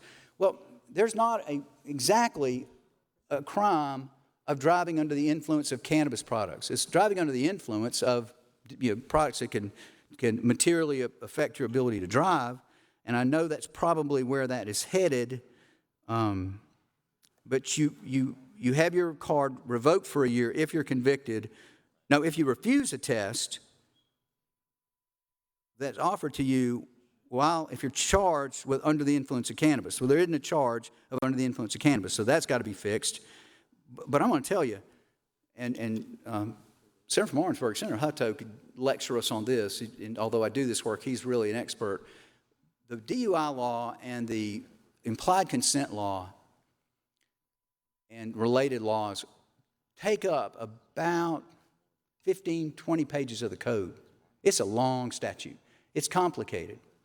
And it's got a very specific and very narrow prescriptive program for how you do tests and what's considered a refusal and what happens with a refusal and, et cetera, et cetera, et cetera. And now, in this statute, you've really jumped into this entire different body of law, and it's going to have to be rewritten. That body of law is going to have to be somehow meshed up with this piece to try to make them read and connect in concert. So it doesn't work. It crams against each other at this point and doesn't really flow. So that whole section, again, needs to be drafted over and considered with the DUI law to mesh those two together. And you're sort of creating a different...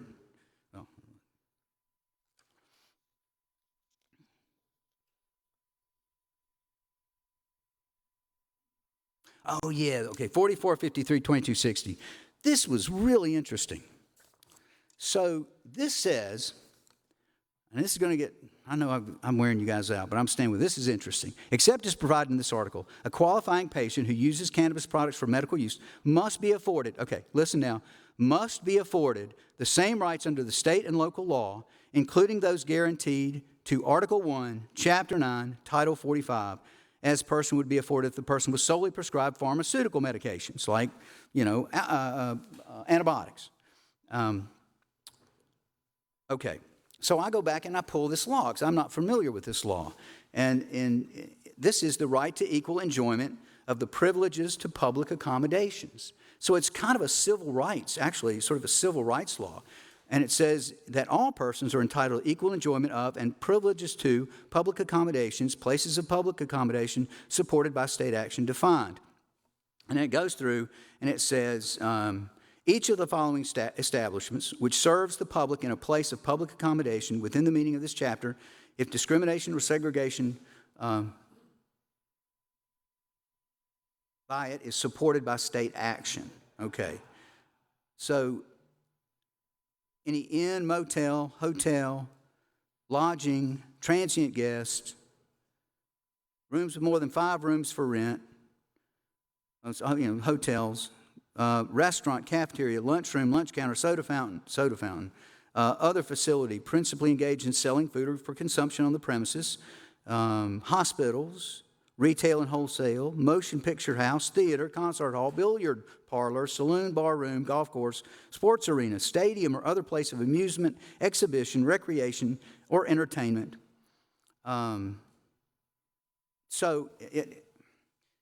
State action is licensing or permitting an establishment to have, that they have to do anything, touch the state in some way. My reading of this is you have, the ability to vape at the football game. You got you can go into a restaurant, you can go into a bar, billiard hall, and you can vape because you would be able to take your antibiotics there. There would be nothing to prevent you from doing that. So now this is where it gets really squirrely. If that's not squirrely enough, down further, it says, except as otherwise provided in this section, which it is otherwise provided in this section because it says it up here in Section A, the provisions of this chapter do not require any person, corporation, or other entity that occupies, owns, or controls a property to allow the vaporization of cannabis products on that property. So, what does this all mean? What does this all mean? Well, certainly you could do gummies. It only talks about vaporization. I think you can do vaporization because it says except as otherwise provided in this chapter, and it is otherwise provided in this chapter, that you can do this in these areas of public accommodation, and you don't have to get permission to do that. If that's not the intention, here we go again. Go back to the drawing board. Let's pull this one out. Let's put the mechanic onto this one and see if we can't figure out what we really are trying to accomplish here and what we are and how to do that in a way that doesn't create.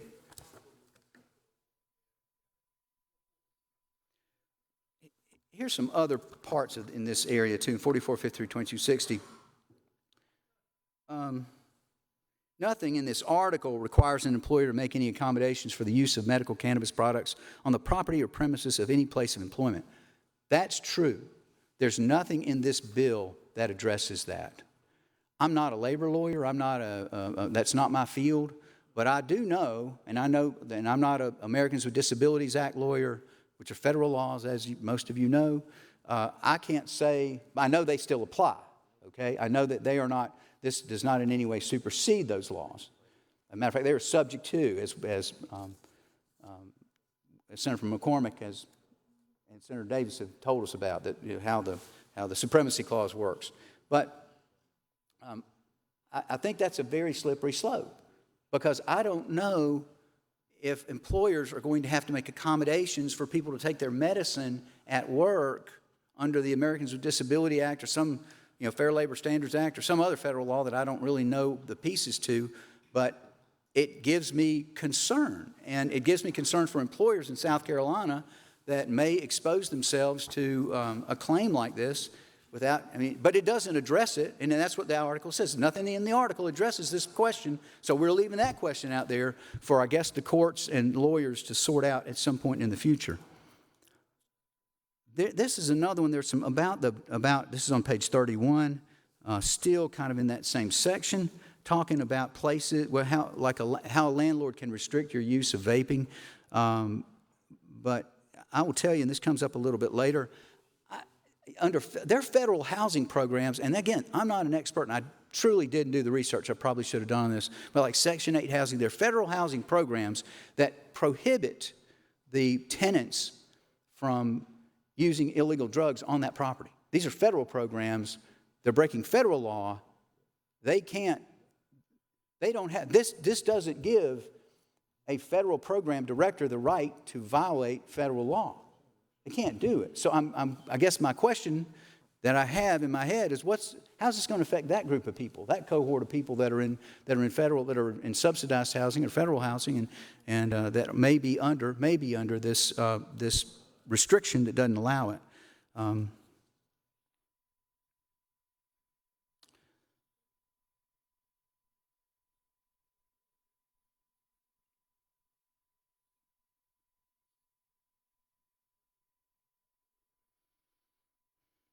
Okay, 31, page 31, 4453, 2270.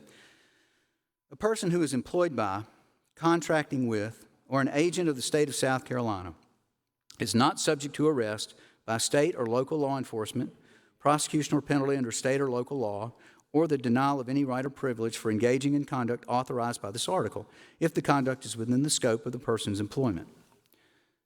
So this, to me, is one of the more so many problematic, not sections, but parts of it.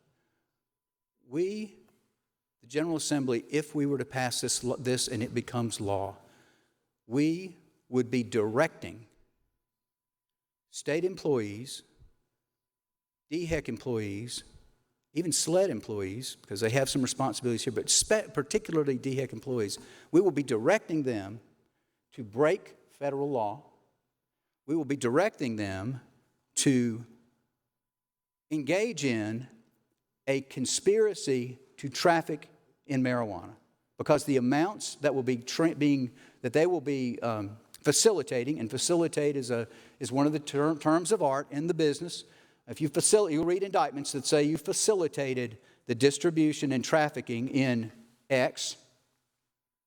I don't have as much problem, I'll tell you. If somebody wants to get in this business and they decide they're willing to take the risk and they're going to bank everything, that money's worth it, and they're going to bank everything on that proviso staying in law, okay?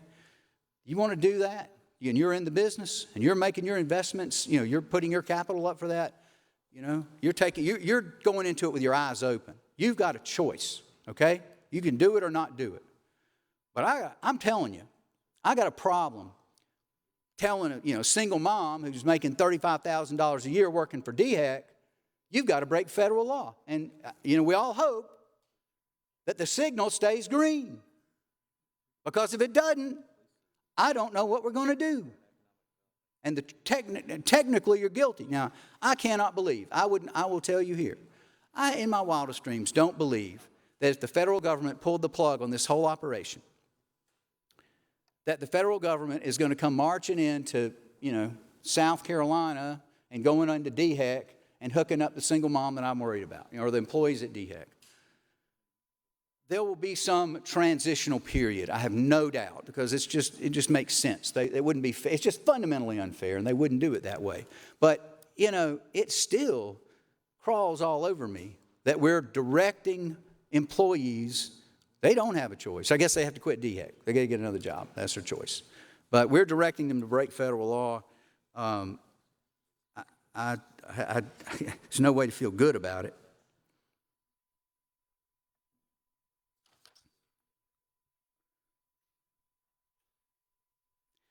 This is section 4453, 2290, page 32. A position, this goes back to the immunity. So there was immunity granted in another section earlier. We talked about it a long time ago. A physician may not be sued for medical malpractice as a result of certifying or a qualifying patient's medical use of cannabis products in accordance with this article. Okay? However, the immunities provided by this section shall not be construed to prevent physicians from being penalized or sued for violating the standard of care for any violations of this article. So there's immunity.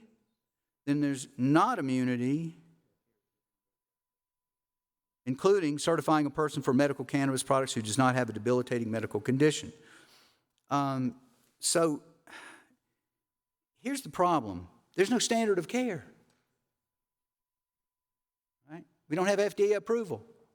So you really can't violate standard of care with an experiment because there isn't a standard of care.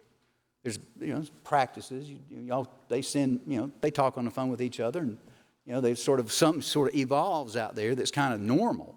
That's what's going to happen. But there's not a medical standard of care that's established when FDA directives come out on a certain drug that says, this is what the drug is used for, this is the dosage for this age person and weight person. These are the criteria that you are to consider when you decide to prescribe this drug. And you can look it up, and anybody can look it up and see if feel good about it or not. They can make their judgment from there. But there's no standard of care. So again, I don't know if there's immunity. If there's not, it feels like there's immunity across the boards, but maybe not. Again, that's a big deal, and it needs work, and it's not ready.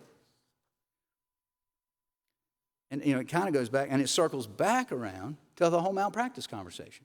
So do you have immunity? Well, malpractice, is it malpractice or is it not? And would it be covered or would it not?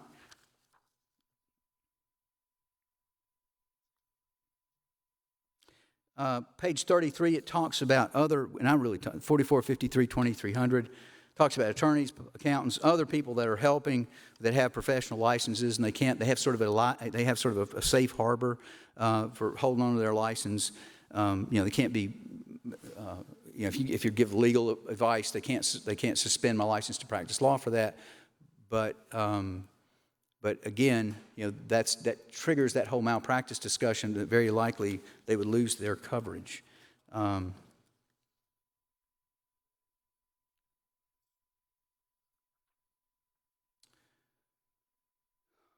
see. Yeah, this is kind of interesting, and I don't know if...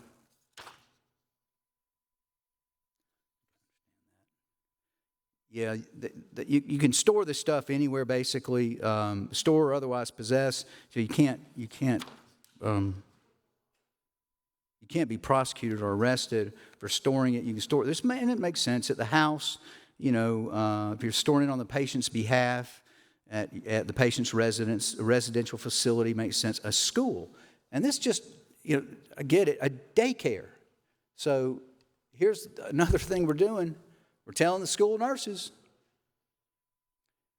not only do you have to give them an illegal substance, you have to hold it for them. They don't have a choice. 4453, 2320, really, really troubling. Page 34.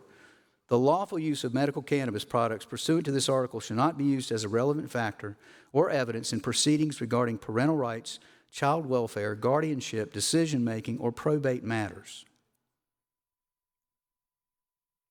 Now, it does try to clean that up. So, child neglect, but it does try to clean it up in Section C. This section shall not be construed to allow a person to engage in any conduct that would be negligent or undertake while impaired by cannabis. So,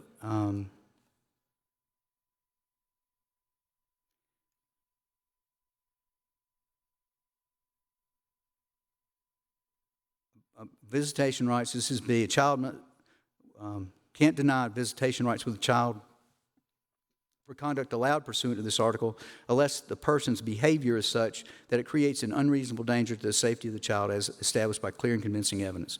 So you sort of have three competing rules here that we have to sort out. You can say, no, if you're using medical cannabis, that can't be counted against you in child custody matters, and it can't be used as given any weight whatsoever. As a judge tries to sort out parental rights and child welfare and probate, it can't enter into the conversation. But then, if it's in a child custody, if there's unreasonable danger to the safety of the child is established by clear and convincing evidence, that I think you can offer that, or if there's some kind of negligence, you can offer that. But, again,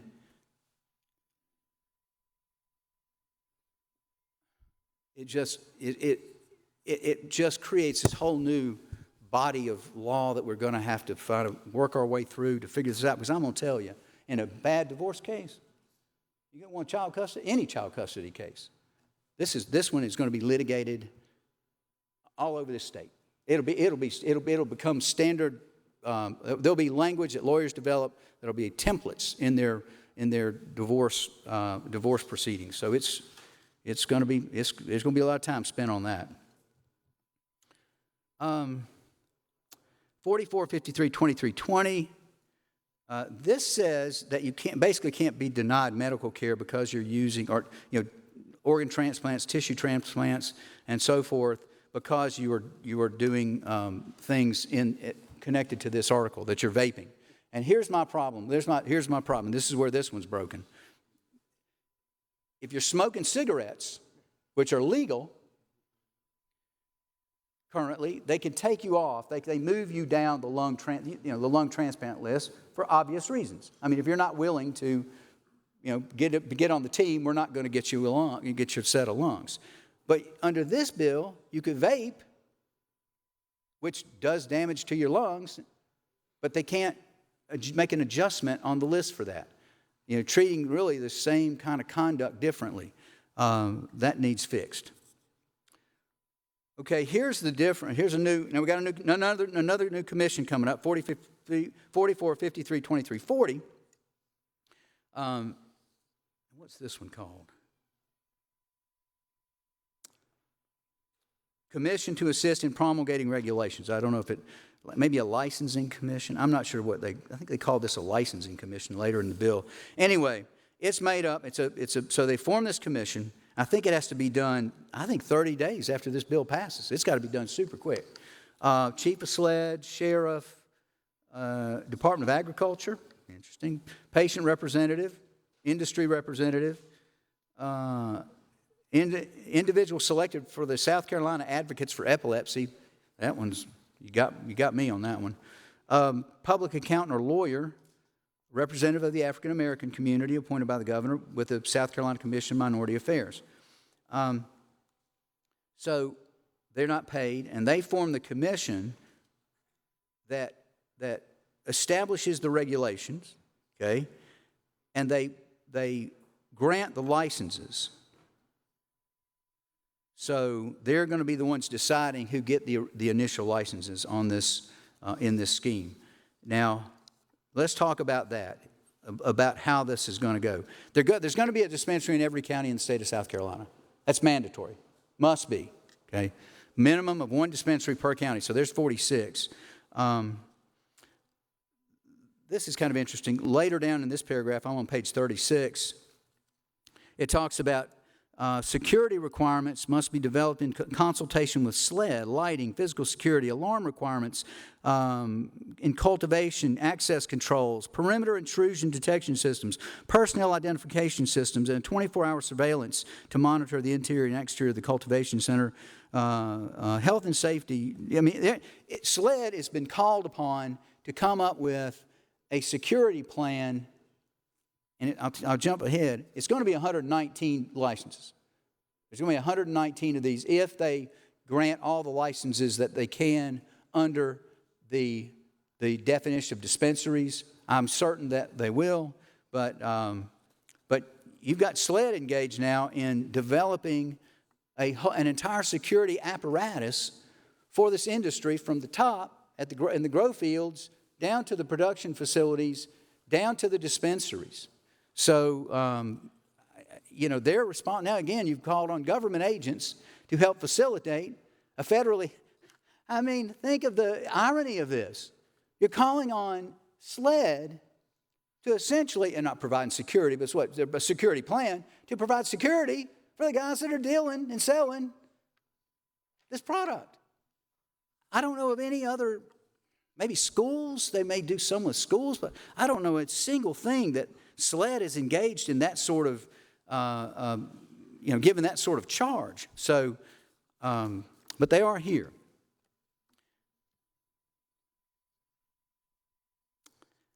There's some things in this section on page 38 about packaging and how you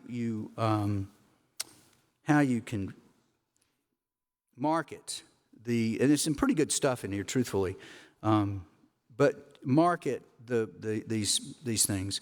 And there's clear that the author and those that help, the DHEC and others that helped craft this really did, try to drill down into this to try to make it look more like medicine and not like candy or something else. But it does get in conflict, and I've got really one question in this section. They can't make them to look like cartoons, toys, animals, or children, so they can't make these products in those images. Candy packaging, any imitation of candy packaging or labeling, that's good. That does not resemble commercially sold candies or other food, that's good. And then it kind of swings back around and says, well, it talks about some cartoons, toys, animals, or people. So I really don't know how they will make gummies, because gummies look like candy, period. They don't have to look like little bears to be gummies. They are just gummies. And so just kind of, I hope that's what they're, but it was in some conflict there that left me a little confused.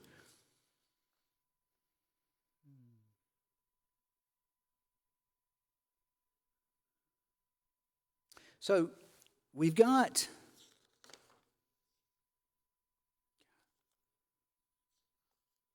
as I said, there are 119, and I'm just not quite there yet. There are 119 establishments that can be licensed under this bill currently. And then after the original 119 are done, DHEC, the department, can decide on expanding the licenses. And so that shifts from this committee that will be dissolved after they issue the license. That'll go away, and DHEC will be in charge. So, just letting you know, DHEC is fully in charge now. You don't have anything to worry about.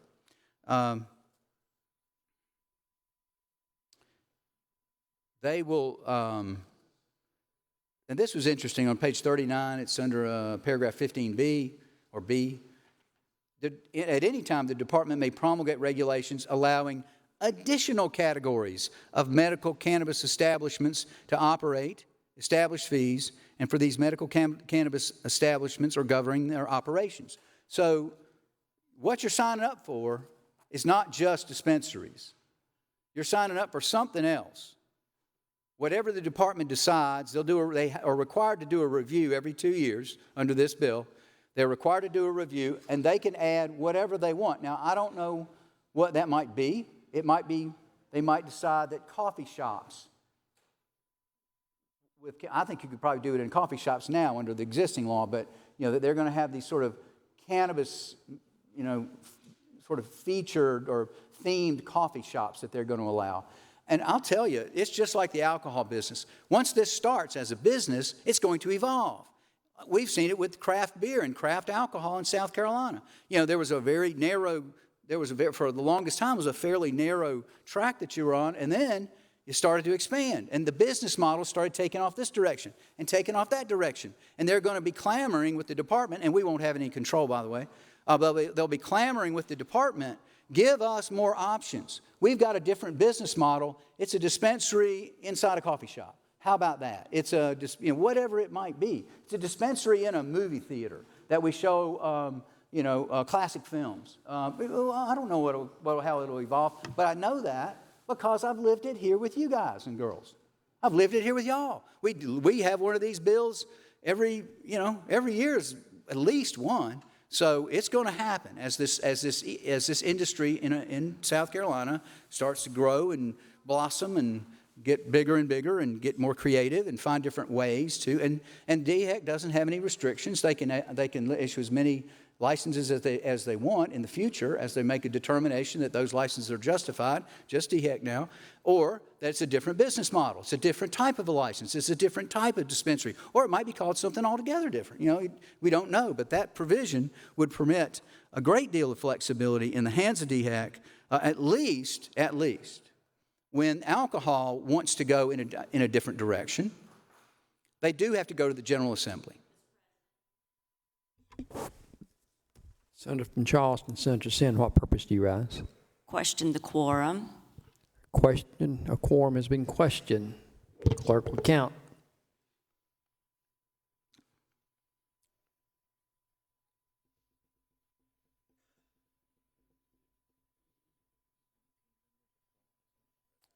19 members are present. Quorum is not. The Senator from Edgefield, what purpose do you rise? Call of the Senate. Clerk will ring the bell. I think everybody had time to get lunch. Oh, yeah.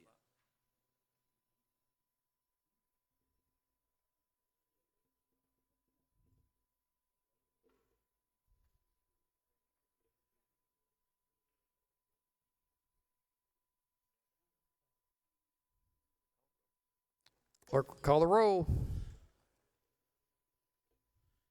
Mr. Adams. Present. Mr. Alexander. Present. Mr. Allen has leave. Mr. Bennett. Present. Mr. Campson. Absent. Mr. Cash. Present. Mr. Clymer. Present. Mr. Corbin. Present. Mr. Cromer. Present. Mr. Davis is present. Mr. Fanning is present. Mr. Gambrell has leave. Mr. Garrett is present. Mr. Goldfinch has leave. Mr. Grooms. Absent. Mrs. Gustafson. Present. Mr. Harpootlian. Present. Mr. Hembry. Present. Mr. Hutto. Present. Mr. Jackson. Absent. Mr. Kevin Johnson. Present. Mr. Michael Johnson. Present. Mr. Kimbrell. Present. Mr. Kempson. Absent. Mr. Loftus. Present. Mr. Malloy. Absent. Mr. Martin. Absent. Mr. Massey. Present. Mrs. Matthews. Absent. Mr. McElveen has leave. Mr. McLeod. Present. Mr. Peeler. Present. Mr. Rankin. Present. Mr. Rice. Present. Mr. Sabb has leave. Mr. Scott. Absent. Mrs. Sin is present. Mr. Setzler. Absent. Mrs. Shealy. Absent. Mr. Stevens. Present. Mr. Talley. Present. Mr. Turner. Mr. Turner is present. Mr. Verdon is present.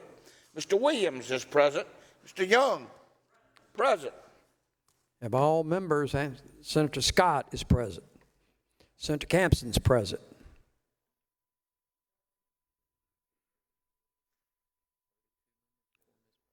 "32 members are present. A quorum is present. Senator from Charleston, what purpose, Senator Campson, what purpose do you rise? I'd like to make a unanimous consent request. State your request. Thank you, Mr. President. I'm sure that many members would agree with me that the remarks that the senator from Clareton, Senator Johnson, made yesterday were some of the most heartfelt remarks I've ever heard a member articulate from the floor. Express great concern and focus upon his community and constituents and what he observes in that community and what he thinks is best for them. And if it is in order, even though it's the next day, I would make a unanimous consent request that his words be recorded in the journal. Any objection? Hearing none, so ordered. Senator from Horry, Senator Embry. Thank you, Mr. President. There's in the, I don't know, page starting 38, 39, there's quite a structure put in place for licensing of these businesses. And I'm going to hit it generally, and then I may come back with a few specifics. But you have this committee that we talked about earlier that is established for this sole purpose of licensing these or promulgating regulations, two purposes, promulgating regulations and granting licenses. And this is covered in 4453, 2390, page 44, but it allows 15 cultivation centers, 30 processing centers, 4 transporter licenses, and 1 dispensary license for every 20 pharmacies in South Carolina, which is 65 currently, would be 65. Currently, we have 1,309 pharmacies. And 5 independent testing licenses. So you're talking about 119 licenses that will be granted in the initial run of this thing. Now, this is very interesting generally about this. You are permitted, there's nothing in the Act that prohibits someone from applying for multiple licenses. As a matter of fact, it contemplates that. This bill contemplates that there will be applicants that apply for multiple licenses. So there would be nothing, and this is structurally a gigantic problem in this particular bill. Structurally, if granted, a business or an applicant could get a dispensary license, a transporter license, I guess they want it, a processing license, a cultivation license, and a laboratory license.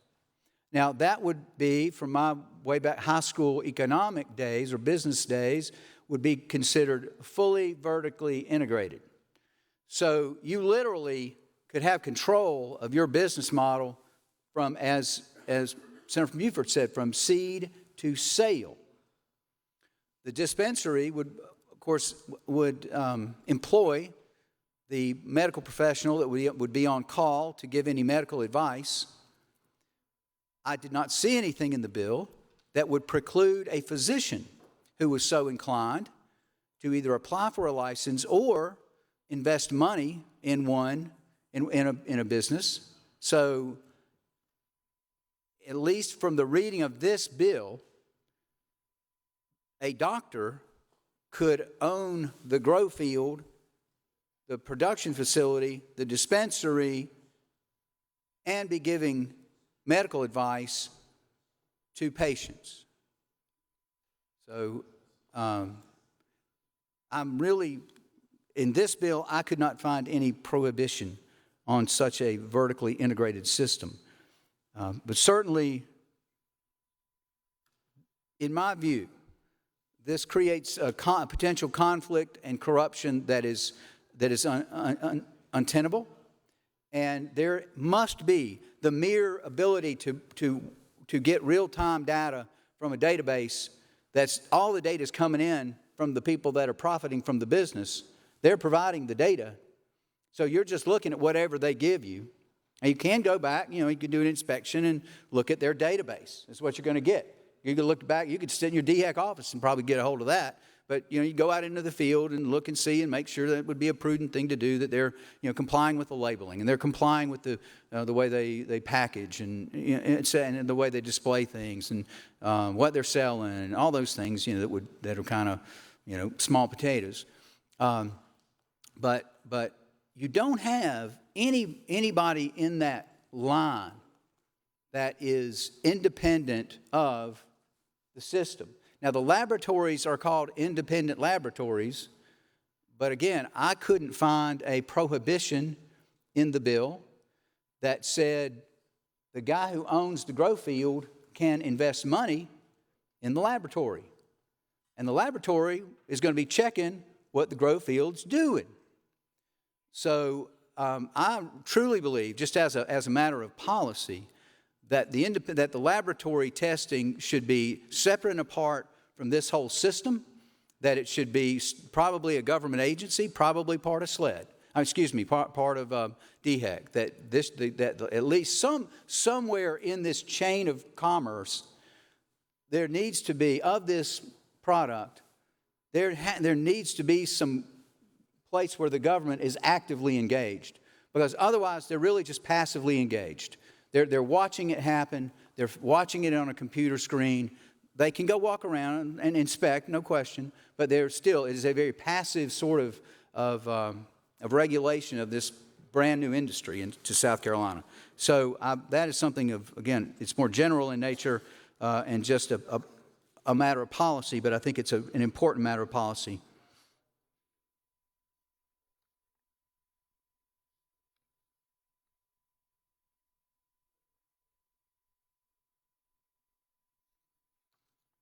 Senator from Richland, Senator Scott, what purpose do you rise?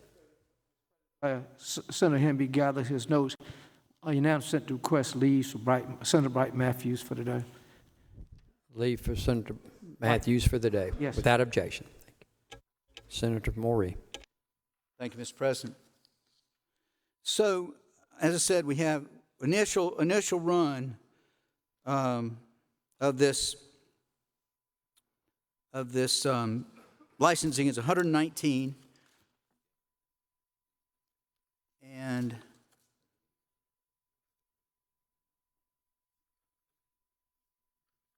want to go back.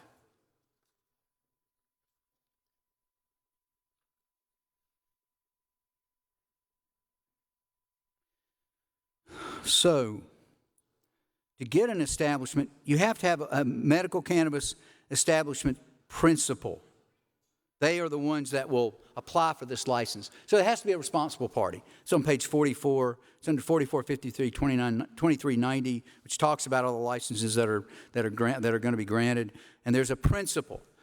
But that principal is defined essentially means a person who's designated as having responsibility over the actions of a board member, owner, officer, employee, volunteer, agent of the medical cannabis establishment, and who also has responsibility and control over the liability of financial accounts. So it's a person who is designated. So it's like having you can think of it as an agent or someone that when you have a corporate structure, you have to designate one person or a number of people that are the people responsible that are there. They're going to be the ones you go and find when you have a question or a problem or an issue with this particular license that's been granted to you for whatever purpose, cultivation or production, what have you.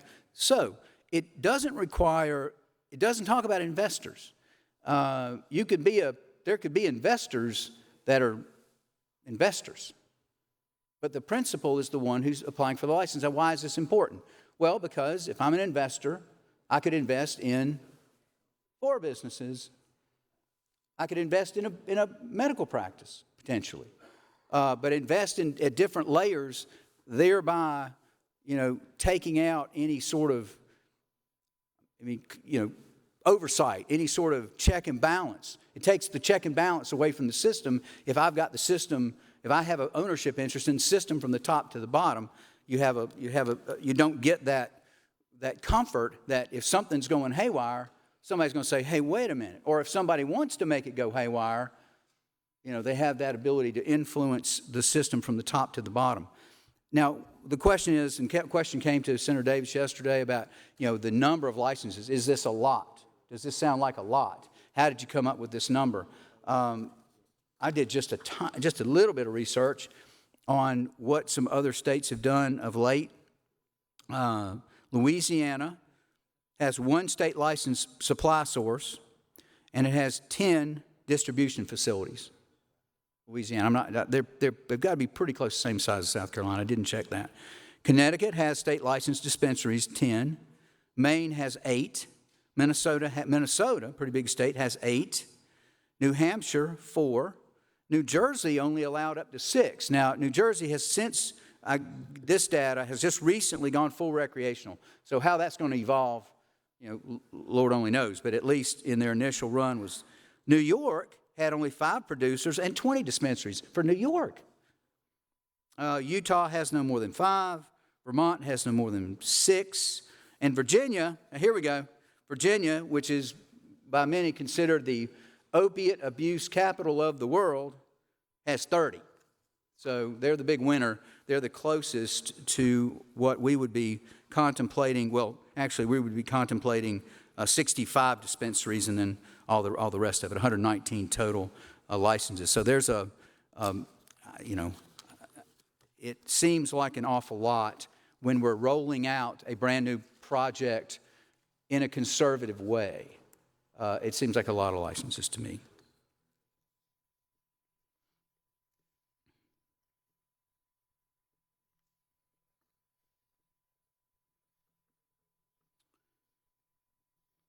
Oh, yeah, here we go.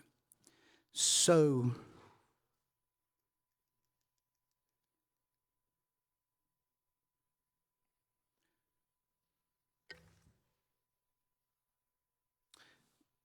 talked about applying for numerous licenses, but there's another provision just below that. It's on page 46, and it's a subparagraph D.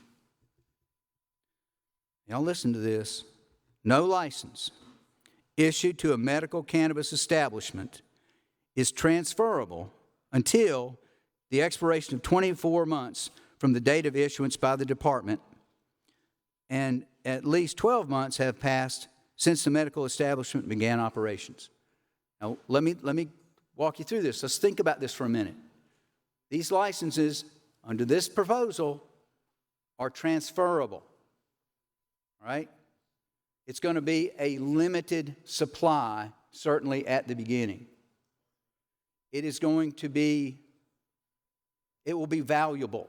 It will be like having a medallion, a taxi medallion in New York. It will be a system that's a bit of a monopoly, okay? It's going to be restricted. It's not going to be easy to get. Or maybe it will. Don't know what DHEC will do. Don't have any idea. Don't have a clue what they'll do and they might just issue them to everybody.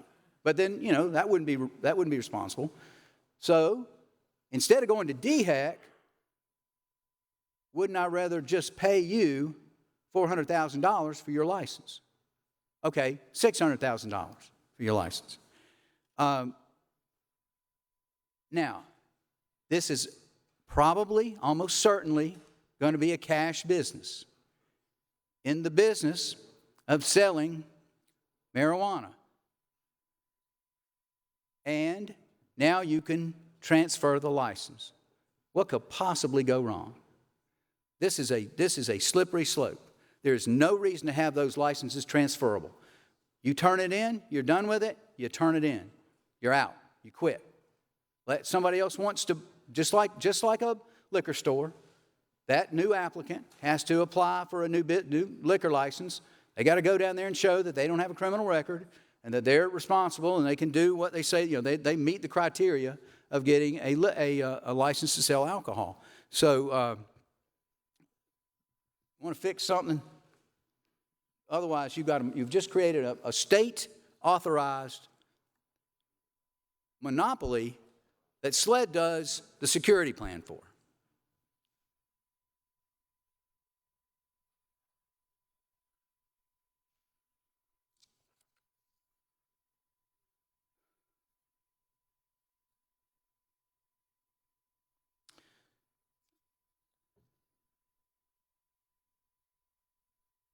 So, the department shall deny, suspend, or revoke a medical cannabis establishment license if any medical cannabis establishment principal, this is 47, top of the page, has been convicted of or pled guilty or nolo contendere to a felony drug-related offense. So as long as it's a misdemeanor, they get to keep their license. And there's a lot of misdemeanor drug offenses out there, or plenty, unless the medical cannabis establishment principal applicant or medical cannabis establishment principal completed the sentence, including term of probation, at least 5 years prior. So they could be convicted of manslaughter. They could be convicted of anything, and they can get a license. So when you do that, they are required to get a criminal background check. Thank goodness. Okay, that's a good step. However, the only time they're going to be denied a license for a criminal history, no matter how long, no matter how extensive, no matter how much prison time they've done, doesn't matter. As long as that felony drug conviction, any conviction, as long as that conviction, the sentence for that conviction has 5 years has passed. So once 5 years has passed, you can own a marijuana field. You might have owned one before, and you know now you're just back in the business. So it's not. You'd have experience, right? I mean, it makes sense, and maybe that's the goal here. Is, you know, we want to get people with experience into this business. But a felony drug conviction, shoot, any felony conviction, you can't get an alcohol license. The rather minor convictions will preclude you from getting a license to sell alcohol. I mean, I'm talking about simple assaults 10 years ago and things like that, things that were magistrates' court offenses back in the day. And I will tell you this through personal experience, having represented clients over there with the administrative law court that were trying to get an alcohol license. So it's, I mean, there's just so much work, so much work. You can, this is about the qualifications back, the same page 47C, medical cannabis establishment may only issue an identification card to a establishment agent and allow them to work if they're at least 21 years of age, not been convicted of a felony drug offense. So they could have been convicted of other offenses, but not a felony drug offense. And if they have a felony drug offense on their record, if 5 years has passed, then they still can be an agent. So they could have all sorts of criminal violations that wouldn't apply, and they're eligible to serve as both a principal and as an agent. More work to be done.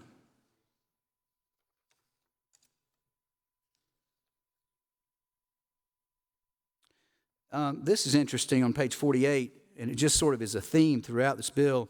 It's 4453-2410, section B, page 48 at the top.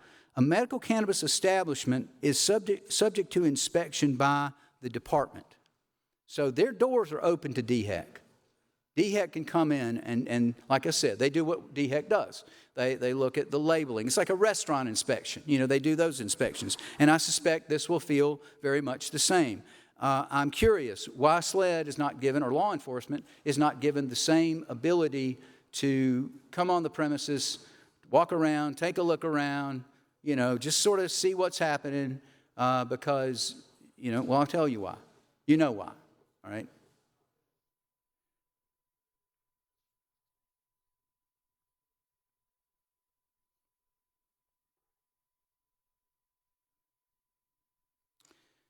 So this is interesting.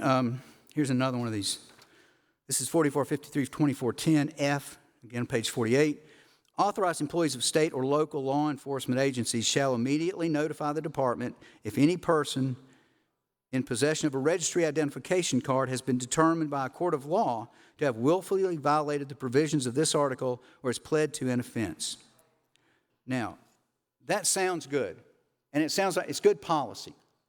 I mean, we need to know, the department needs to know when someone is convicted of a crime that might render them unqualified to have that card.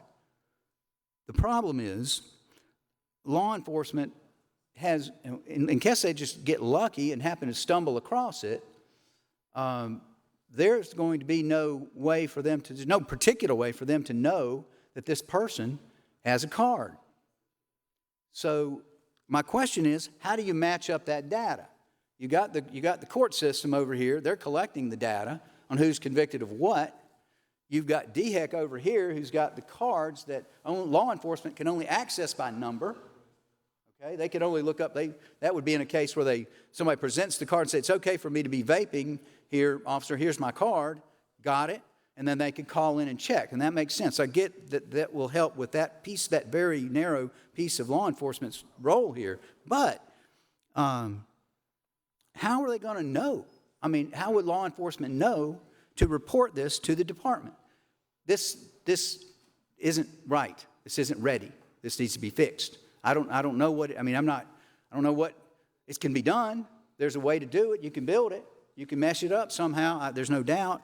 But this doesn't accomplish the goal, because if the goal is to communicate those convictions effectively and accurately and completely to the department so they can take action appropriate under other sections of the statute. Of course, under 4453-2420, page 48, they have to be 1,000 feet. They can't be within 1,000 feet of a school.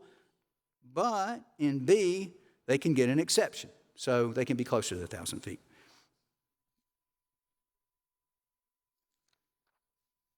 Page 49. So, this has to do with local government regulation of these businesses. And we talked about one element of this, but so it says they can't zone medical cannabis out of existence. I get that. That's pretty well established under land use law across the board, that you can't zone something where there's no place to put this business. But they do have a lot of, under current law, they have a lot of flexibility on where you can put those businesses. And I'll give you an example. Strip clubs in Myrtle Beach, there's one section of Myrtle Beach that's designated as an industrial park, or probably more than one, but there's a particular one that's zoned, it's industrial park, it's zoned industrial. And tattoo parlors and strip clubs are allowed uses in the industrial park. So what you end up happening, instead of having strip clubs and tattoo parlors scattered about with, family type entertainment, right next to Ripley's Aquarium, instead of them being there, they get placed in this sort of I'd call it a red light district, but sort of a corridor where, you want to go do that, you can do it, but it's sort of off the track and it's out of, it's sort of out of sight, out of mind, and it's, it's appropriate. This, though, so they can't be zoned out of existence, but it says that they can't be regulated in a way for any other similar business. It says the burden for compliance with zoning or land use regulations for the requirements for seeking a variance should be no greater for a cannabis-related business than any other similar business. Well, we don't have similar businesses. This is a whole new, unless you're talking this is a pharmacy. I guess you could say it's a pharmacy, and under that scenario, you could put them in any commercial district, just on every corner, and you can put them on every corner in Myrtle Beach. And, because so much of it is commercial. So much of Columbia is commercial. So they could pop up wherever you want to put them. You wouldn't be able to zone them into an area that is kind of out of the sight and, of anybody. So I'm not really sure how to reconcile those, if that's exactly what that means. Of course, we talked about business license tax in D, that he says the local government can't impose any kind of tax on them, including, and Senator Davis acknowledged that. I think he just hadn't really studied on that particular provision, it had been a while, and that under business license, typically those are calculated based on your gross sales, so this would preclude that. That needs to be fixed as well.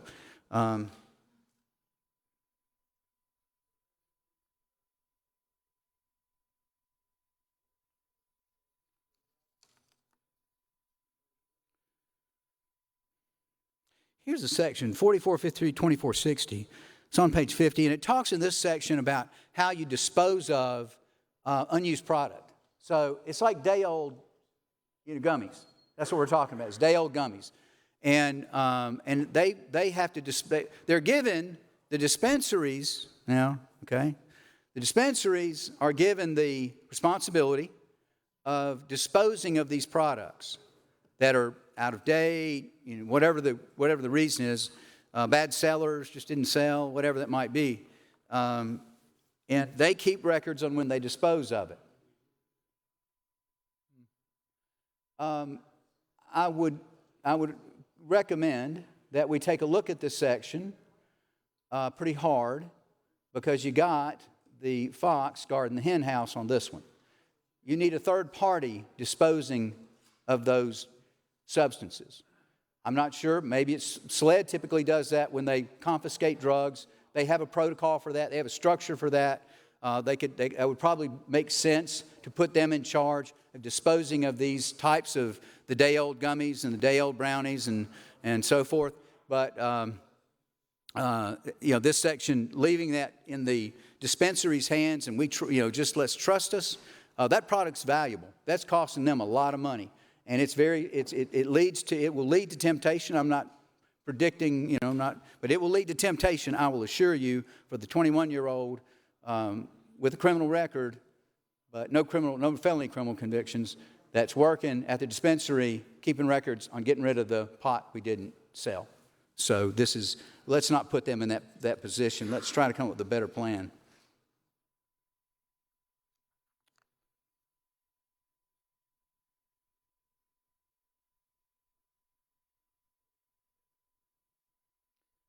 And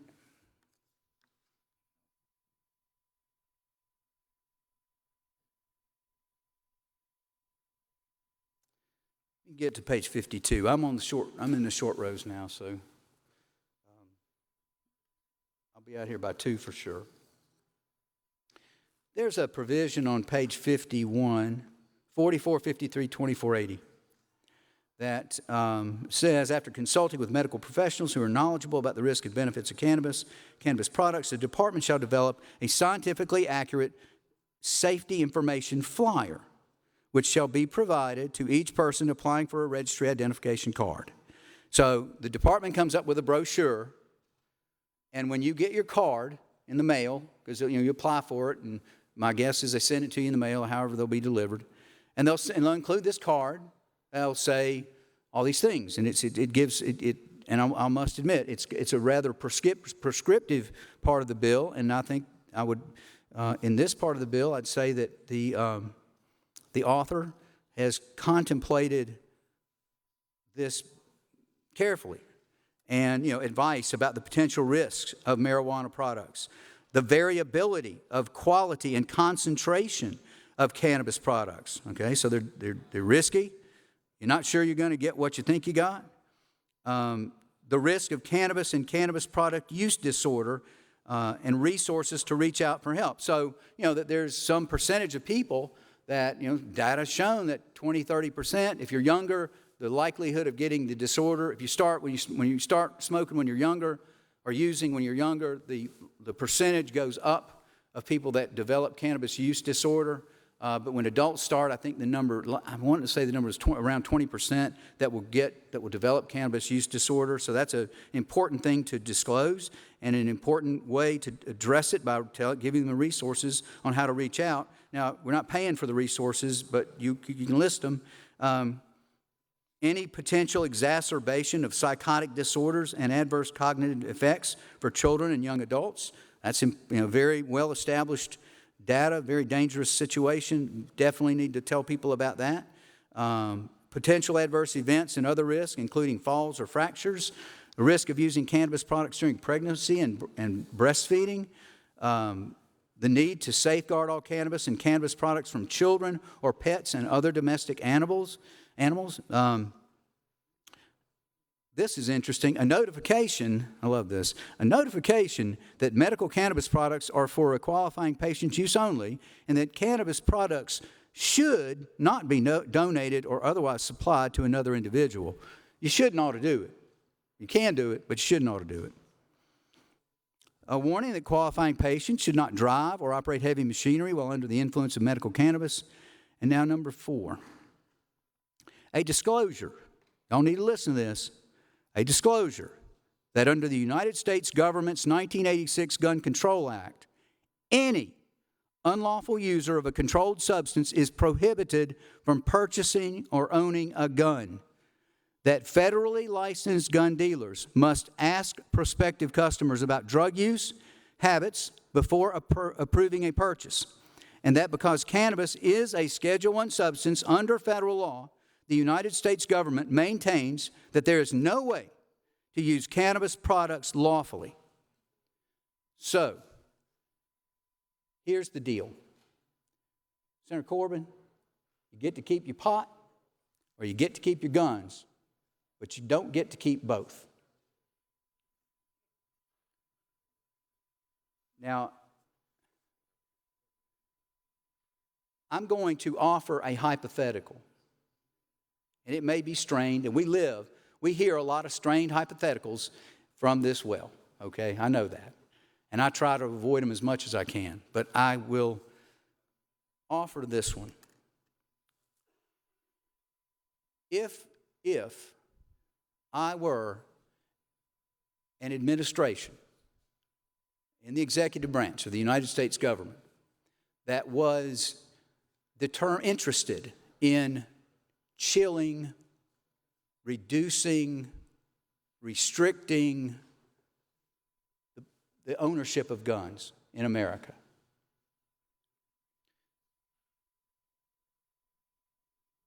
I would use those two laws, this law right here, as my window to climb through. Because there will be a list of every person in South Carolina who's got a medical cannabis card that DHEC will maintain. Senator from Greenville, Senator Corbin, what purpose do you rise? Senator, yield for a question. I won't, not yet. Senator refuses to I'm yield. going to finish. I'll be glad to yield in a minute, but I'm going to finish this up. I'm going to be fair with everybody. Senator Morey. There will be a list maintained of everyone who has a medical cannabis card in South Carolina. There is a list called the NICS system. Many of you know about that, heard about that. That is the federal database system for people's ability to own firearms in America. And if you go get a gun, go purchase a gun at Bass Pro Shop, what they do is they get your name, driver's license, punch you into the NICS system, and see if you are qualified to purchase a firearm. All one would have to do is match those two lists together. Now, so if DHEC's got the list, how does the federal government get the list? The federal government gets a search warrant from a federal judge, and they go to DHEC and they serve it on them as part of a federal criminal investigation because the drugs are illegal. And the ownership of the gun is illegal. You simply match the two lists together, and you've got your first group of defendants that are owning guns unlawfully or committed perjury when they purchased the gun. Because that 24-year-old, well, anybody, that 24-year-old that saves up his money, who's got his medical marijuana card, this disclosure's going to go, he's going to run over this thing like a speed bump. That ain't going to make any difference to him. He's going to walk into Bass Pro Shops, and they're going to say, well, sir, are you a user of illegal drugs? And he's like, no. Because we told him it was medicine. We told him it was safe. He's going to say no. And he's going to be able to buy the gun. And he's going to be in the NICS system. And they're going to stop by his house. And they're going to say, you committed perjury when you applied for that firearm. And I think it's a minimum 5 years. I'm not sure. I didn't look it up. Now, that may be a strained hypothetical, but there are things that have happened in our federal government and, over in Republican and Democrat administrations. I'm not going to make it political, but there are things that have happened in our federal government through both administrations that left me speechless. Like, I can't believe it that we've reached that point, that the federal government is doing this, that they are encroaching on our lives in this way. So it may sound strained today, but it's a window. 4453-2510, the department will provide a report to the General Assembly, and it's on page 53. And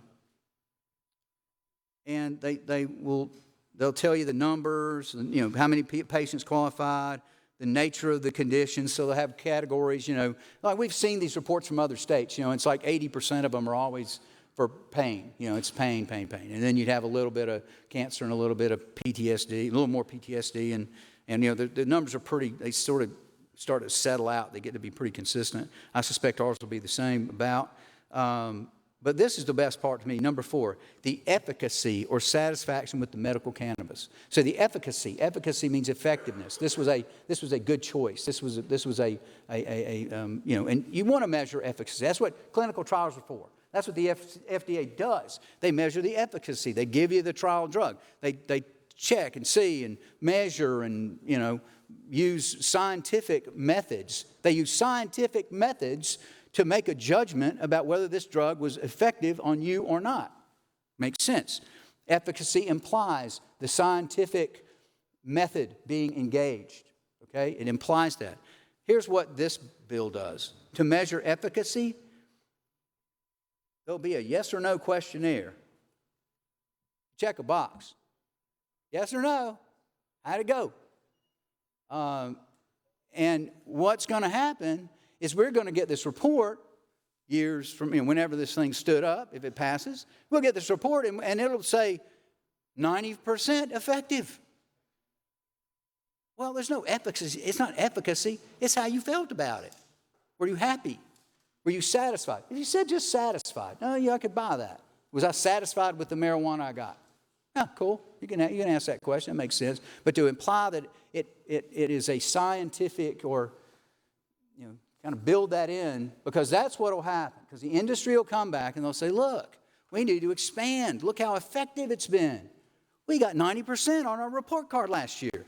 It was great. It's going really good. We need to expand. So be really, that whole efficacy piece, either drop it, change it to satisfaction, or put people in clinical trials and let's measure the efficacy and with science to determine how effective this is. I think we talked yesterday about removing the tax. I think there's an amendment to fix that, so I think we actually do have a fix for that.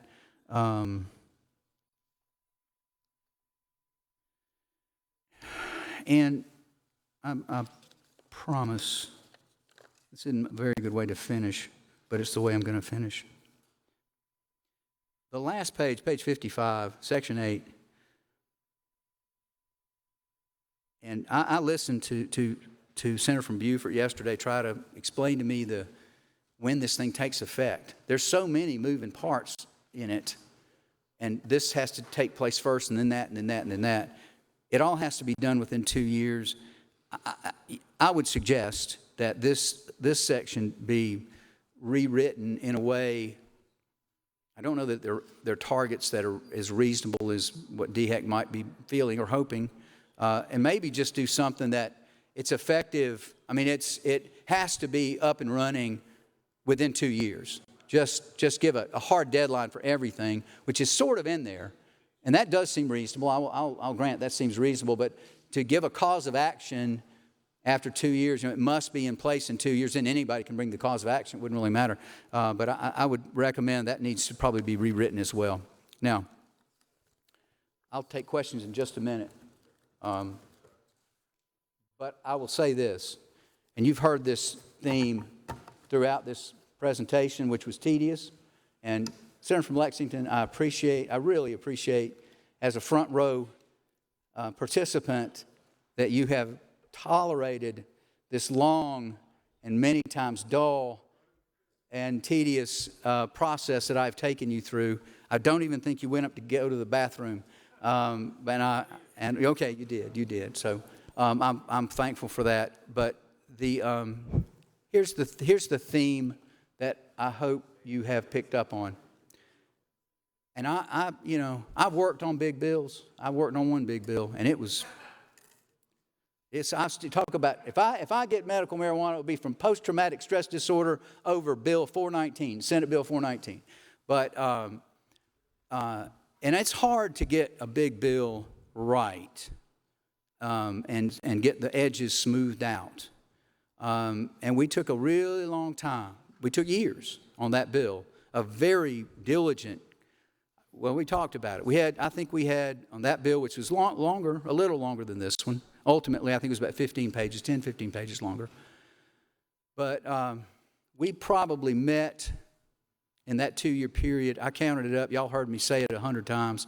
It was like 25 times. I mean, it was an arduous, lengthy process. But when we got to the floor, there were amendments that were offered. There was a category of amendments that just changed something altogether different that the bill didn't contemplate. I'm not counting those. That's just somebody going off the deep end. But actual changes to the bill, to the body of the bill, the things that were contemplated were relatively small. There were very few changes that were required that dealt with the meat of the bill. Then there were a whole lot of amendments that were offered because there was a filibuster going on, or sort of a filibuster. And that's cool too. I mean, that's a different, so you can't really count those as real ideas. That was a strategy. That's fine. But folks, this bill is not ready for prime time. This bill requires rewrites of such magnitude and depth that the floor of the South Carolina Senate is not the place to do that work. It's not efficient, it's not wise, and it is not the way the Senate is supposed to work. I'm not going to make any kind of a motion or anything at this point, but as I look at Senator from Lawrence back there, who's giving me the stink eye, sort of, I'm not making a motion at this point, But I submit to you that there are 30-something amendments up there. I don't know, I can't say. I don't think that they are amendments they're dilatory in nature. I don't think it's part of a strategy to carry out a filibuster. I think these are actual amendments, that there are problems with this bill that are up right now. There's at least 39. I don't know how many, that maybe some of the things I covered in here, I know some of the things that are covered in here that I covered are going to be fixed by some of these amendments. But it is so profound that I really, really don't believe this is the time or place to fix this part, but this piece of legislation. I think there's a time and place. Senator from Greenville, Senator Corbin, what purpose do you rise? Will the senator yield for a question? I'll yield. Senator, I appreciate the great effort you've taken in walking us through this bill and your concern with it. And did you know, I appreciate you invoking my name when you were dealing with the Second Amendment. I have a reputation in this body as being the great defender of the Second Amendment. And I was curious, is there any piece of the bill, because I didn't see it, or do you know if there's an amendment on the desk that would at least notify people who are applying to get the medical marijuana that they're going to lose their gun rights? I think the worst thing that could happen would be for a legitimate person to, be in pain, see this new program that we have implemented, go through the process, go see a doctor, get the note, and get on that list you were talking about, the gun ban list, and then not realize at that point that they could own a firearm or be in possession of a firearm. So do you know if there are any amendments to fix that, or at least could we put a notification in there that says, if you go through with this, this is what's going to happen? So, yes. Okay, let me walk you through this. So in the bill, in the current proposed bill, in the warnings that will be provided to the cardholder, that the Department of Health, that DHEC has to send to them or provide to them. And at least in my thinking, just kind of thinking about it practically, my guess would be they send their application in, DHEC does whatever they do to it, you evaluate it, finds it, they check all the boxes, you've got your boxes checked, good, boom, they send out your medical marijuana card. You get your card. When you get your card, my guess would be, that would be how I would do it, is I would send them, and this law requires DHEC to provide them with these warnings about the dangers of marijuana, and also that provision that I read to you that says you cannot possess, you cannot own or purchase a weapon while you are using, you by applying for the card, by implication, I guess, I guess you don't have to buy it. You wouldn't have to go buy the marijuana, but I think once you bought the marijuana, which is going to be registered, that will be registered in the system. So the first time you walk in and buy it, now you're an illegal drug user in the eyes of the federal government and tobacco, I guess, tobacco firearms group anyway. That would trigger that. But yeah, and I agree with you. I'm very concerned that people, all right. I mean, I'm not, I'm smart enough. I'm not real smart, but smart enough. So I go to the doctor, and they send me home with? They send me home with stuff, like this sometimes. But you get this paperwork when you go pick up your whatever from CVS. And I mean, maybe I'm reckless or something, but I don't typically sit down and plow through those, single-space stuff. Most people don't, Senator. Yeah, they just don't. He grabs it. Oh, I got my card. Here we go. I'm going down the corner. They assume that their doctor has made a good recommendation for medication. They assume that. I mean, you're not alone. Most people don't. But it's just important to me that my constituents would understand that if we go down this road and they do get the card and all, that they may be in jeopardy of losing their Second Amendment rights. Well, and just kind of taking it one step further, I wonder, would it be wise? I don't know if there are any amendments up there. It's in the bill now, so I wouldn't think there's anything up there. But it seems like a reasonable thing to do to disclose that at maybe the doctor's office, or at the upstream. Why don't you tell them the very first day? Hey, you realize you can do this or this, but not both. And they might go, well, That's interesting. That's important to me. I'm an avid duck hunter. Maybe this isn't a good idea for me, and I'll try something different. Correct, Senator, and thank you so much. Senator from Beaufort, what purpose do you rise, sir? The senator from Ori would yield for a few questions. I'll be glad to yield. Senator yields. And Senator, did you know that I want to start out my questions of you by saying thank you. That I know that you're not for this bill. For reasons that you and I have discussed, and for reasons and for reasons that I respect. And did you know the reason that I say thank you is you didn't stop with that, which you could have, and you could have made an argument that was based on philosophy, or you could have made an argument that was based on a number of things. But did you know that I'm very appreciative of the approach that you've taken in terms of subjecting this bill to a stress test, and to letting us know that in many instances where we gave discretion and said should or may, better public policy would be shall. And did you know that I think that you did a good job of identifying nomenclature that suggests a discretionary thing when, as you point out, the better public policy would be a mandatory thing. Did you know that? I didn't, but I'm glad to know it now. And did you know also that your comments, I think, shed some light on the sensitivity that we have to have in regard to comparing what we do here and ensuring that is at least consistent with and complementary to other sections of the code that are implicated.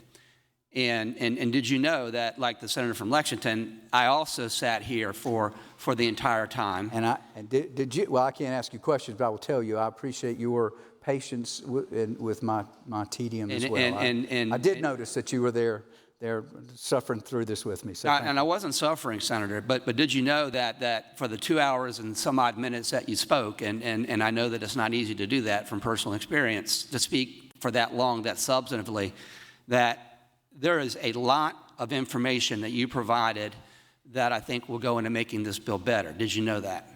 Well, I didn't, but I know that now. So. Okay. But did you know that in terms of where we are in process, in terms of the format, in terms of the public policy decision on whether we want to empower doctors, what you've gone through is the nuts and bolts of if we were going to do that, how would it happen? What would be the licensure process? What would be the oversight process? What's the involvement of SLED? And did you know that on the first day that we started debating this bill, I stated that's exactly what I wanted from this body was, even though this bill has been worked on for 7 years in committee, a limited number of eyeballs in this Senate have been focused on this. And that I hoped that during the course of the debate, we would get the benefit of a lot more eyeballs on this. And did you know that, in my opinion, the last few days is exactly how the Senate is supposed to operate in terms of respect for each other, in terms of not questioning motives, in terms of looking at language, in terms of anticipating unintentional consequences. And did you know that I think that you've added to the debate in a way that will make this bill, if it's finally passed upon by this body, a substantially better bill than it was when it came out of committee. And profoundly, and I thank you for that. I mean, you could have taken a different route with this. Quite frankly, you could have filibustered. You could have really made some philosophical arguments. And I'll just conclude my question with this. Did you know that I am appreciative of the way you've approached this? You've given me a good idea of how this bill can be made better, how we can avoid unintended consequences. And as a consequence, however this body ends up voting on the bill, it'll be a better work product than it was when it first came out of committee. And I thank you for that. Senator from Richland, Senator McLeod would be. What purpose do you rise? Thank you, Mr. President. I have a couple of quick questions if the senator will yield. Happy to yield. Senator yields. Thank you, Senator. I plan to speak on this bill as well, but I do have a couple of quick questions for you. Sure. One is, and I apologize if I missed some of it because I stepped out for a few minutes. So before I left, I heard you talking about not being able to, I guess, own a firearm or have a CWP, which I have, and a medical marijuana card. Can you expound on that? Sure. A little more? And also, a second part of that question is that the case only for medical marijuana if it were to pass, or does that also apply to any of us who have been prescribed opioids Right. and other narcotics? So there's federal law that controls, it's 1986, and in the bill, let me go back one step because I want to kind of give you the full context of it. There's a provision in the bill that requires DHEC to develop a brochure warning of the dangers of marijuana and warning the card holder that they can no longer possess a firearm under federal law. So so that's part of this existing bill, which, I will tell you, I've said, certainly that's a good idea. Maybe it should be provided a little earlier in the process, because the way it would be provided would be once you have actually gone to the doctor, gone through that whole process, paid your doctor, go to DHEC, file the application, pay their fees for the application, they review that, they decide you check all the boxes, then they send you back a card, and then they send you back your this brochure. And in all likelihood, that's going to be the first time this person is going to know, wait a minute, this is important to me. I want to possess firearm. I want to keep my guns. I like to hunt, whatever the reason. And so it kind of puts them in a bad spot. So that's there's that. But I was talking about, so the federal law says that this provision refers to says that under federal law, if you use illegal drugs, then this is an illegal drug under federal law. You're not taught. They don't care about the state definition. They don't care whether we have medical marijuana or not. That's not what they're looking at. They're just looking at, are you using an illegal drug? This is an illegal drug under it's Title I drug or Schedule I drug under the federal Drug Control Act. If you're using that, then you are violating federal law if you are in possession or try to purchase a firearm. Okay, so let me answer your second question, and then I'm sorry, didn't mean to interrupt you. But your second question was, okay, I've been prescribed opioids, and am I in violation of federal law? And the answer is no, because that is not an illegal drug. You have a lawful prescription for it. Now, if you're taking, not you, but if a person is taking their sister's opioids without a prescription, technically that would be a violation. So it's you can't be, not supposed to do that. But you could take yours if you have a prescription. You're not violating the federal drug laws. You aren't a user of illegal drugs. You're good to go. Even though, wouldn't marijuana be considered in the same schedule as the drugs that you said are not illegal under federal law? Right. It's in the schedule, but the schedule defines the drugs, and then they're not opioids are not in the same schedule as marijuana. They're not in the same schedule. Okay. So that brings me to my next question. Why is marijuana illegal in the United States? Well, I don't want to try to defend the federal government's, any government's position on it. It's been determined a Schedule I, and I'll get this definition a little bit wrong, but I think I'll get close enough to get you there. A Schedule I drug is one that has little or no therapeutic benefit. So marijuana standing alone, little or no therapeutic benefit, and it has these dangerous properties with no FDA approved benefit. Now what they've done is they've taken compounds out of marijuana and have used them to create FDA approved drugs that are available for cancer, vomiting, nausea caused by cancer. And epilepsy. I think those are the only two. Maybe glaucoma, but I'm not sure. So you're saying that it's illegal, federally, because it's not been scientifically proven, or the Correct. efficacy Yeah, of it yeah, hasn't been? yeah. That's a better way to say it. Okay, so do you know the history behind when and how it became an illegal controlled substance? I heard Senator from Beaufort talking a little bit about that. I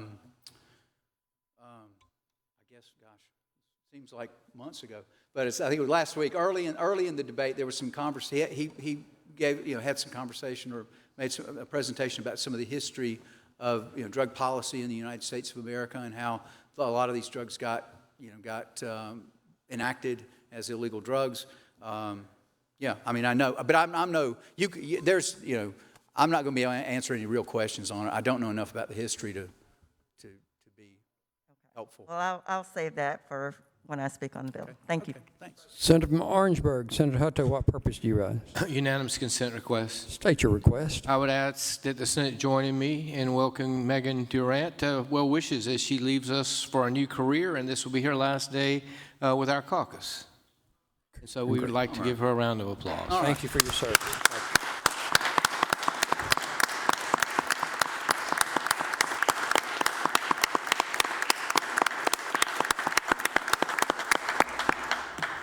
Thank you, Senator.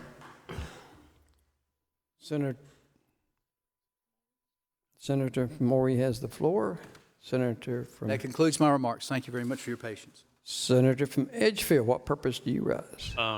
Mr. President, first, if I could, I'd like to join the senator from Orangeburg and congratulate Megan. She and I don't always agree on things, but we're not supposed to. But I will say this, Senator from Orangeburg, you picked a good one. She's a professional. She does a very good job, and I wish you the best of luck going forward as well. Mr. President, I move that if and when the Senate adjourns today, that it adjourns to meet at 2 p.m. on Tuesday. All in favor say aye. Opposed, no. Ayes have it. So ordered. Mr. President, just for those who may not have been in the chamber or listening last night when I made this announcement, the plan, I think, for Chairman Peeler would be for Finance to meet at 12 on Tuesday, okay? And then hopefully we can have, and I don't want to speak for the Senator from Orangeburg, but I think we're planning to have caucus at 1 o'clock. So maybe the respective caucuses would meet at 1 o'clock, then we can come into session at 2 on Tuesday, and then get into this debate again. My hope is that we can start taking up some of the amendments and try to work through some of those and see where we are. But Tuesday will almost certainly be a late day. Wednesday would likely be a late day too. So just everybody be prepared for that. As the senator from Florence used to say, you might want to bring an extra shirt. So, Mr. President, I guess now would be a good time to see if anybody else has any unanimous consent requests before we adjourn for the week. Senator from Spartanburg, Senator Kimbrell, what purpose you rise? Mr. President, I request unanimous consent to give a third reading to State your request. I would ask unanimous consent to give third reading to local bill S1009 tomorrow. Unanimous consent. Is there objection? Hearing none, so ordered. S1009 will be ordered for third reading on Friday. Senator from Kershaw, what purpose do you rise? President, I wish to be recognized to share a point of personal interest. Senators recognized for on a personal interest, up to 5 minutes.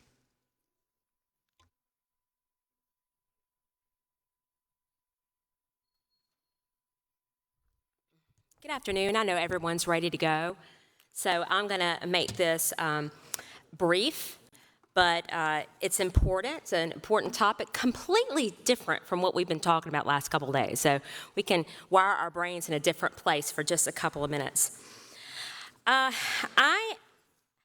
Since I've been elected and before, for years and years and years, I have recognized, along with many of you, the disparities and the challenges of rural areas and rural counties in South Carolina as compared to more urban areas of South Carolina. And as you know, I represent Chesterfield, Kershaw, and Lancaster counties. Lots of rural there. So we have about 30,000 square miles in South Carolina, and we have about just over 5 million in our population, and about a fifth of those actually live in rural communities. Now, the governor has proposed a $500 million investment in rural infrastructure improvements, which I completely support. We certainly need help with our water and sewer systems and roads and other things. The challenges for rural include the following, okay? And it's not going to be like this all over South Carolina, but in my district, this is how it is in other rural areas. Access to broadband. Just under a third of my constituents don't have access to any broadband. That means no telehealth. That means no educational opportunities online. Access to health care, transportation issues, infrastructure development, aging systems with water and sewer, housing options, and too much dependence on grants. Many of my smaller towns are they're unable to match grants, so they don't qualify. They just don't have the money, the upfront money to do that. So, for example, the town of Patrick recently wanted to apply for a grant, and they actually put it to a vote for their local people, and they voted against it. They didn't want their taxes to go up, so they didn't apply for the grant. They lost it. Someone else got it. But I don't think our rural areas, our municipalities, should be depending on grants to fund our state mandates or emergency services and roadway safety issues that include bridges. Agribusiness is the second fastest growing industry in South Carolina. We've had many announcements in Kershaw County about Presage Farms, for example. It just decided to invest millions of dollars expanding their poultry and their facilities. So let me just say this. Everyone I talked to about this, the first thing that was said was, wait a minute, we have that already, right? And no, we don't. I've been looking into this for a good long time and confirmed with everyone. And so I'm bringing forth an established new special interest caucus. And I've named it the South Carolina Senate Rural Action Caucus. This is going to be designed specifically to focus on, of course, the needs of rural counties. This is going to be a bipartisan group, and we are going to be working together to find solutions to those specific challenges I mentioned, and come together on certain legislative policies. For example, protecting our agricultural tax exemptions and improving health care to professionals, healthcare access to professionals and facilities, and increasing funding for county roads and bridges, protecting our natural resources, increasing economic development, job growth, and funding solutions for water, sewer, roads, fire, and law enforcement, ensuring the protection of private property rights, tax incentives for small business development. And with this initiative, I am joined by a number of senators who want to join this caucus, and I'm very happy to welcome them. And if you would like to join this caucus, and you've decided to do that, I was going to invite you to come to the well. I don't know if I have to have special permission for that. Invite people to come to the well if they want to be in the call? No? Okay. There are 8 senators who have spoken with me about this. If you would like to be part of this, this vital caucus, let me know. It's called action because what we want to do is we want to make sure these promises that we've been told by state leaders and other leaders, that these things actually come to fruition. $500 million is a lot of money. How long is it going to take to get to our rural areas? So it's also a coalition, a consensus-based group that can help provide that positive legislative pressure and hold people accountable to their promises and give those pushes to the state agencies that might need it. We can work together with these agencies and others to get these things done for rural South Carolina. And with this group, you know, there's strength in numbers. And I'm just happy to announce the formation of this caucus and happy to lead it and looking forward to working with all of you who want to be part of it. Thank you. Thank you. Senator, your time is expiring. Perfect timing. Senator from Edgefield, what purpose do you rise, sir? Mr. President, I move the Senate do now adjourn. All in favor say aye. Opposed, no. Ayes have it. So ordered. We're staying adjourned till 2 p.m. on Tuesday. 2 p.m. on Tuesday. Everybody have a great weekend.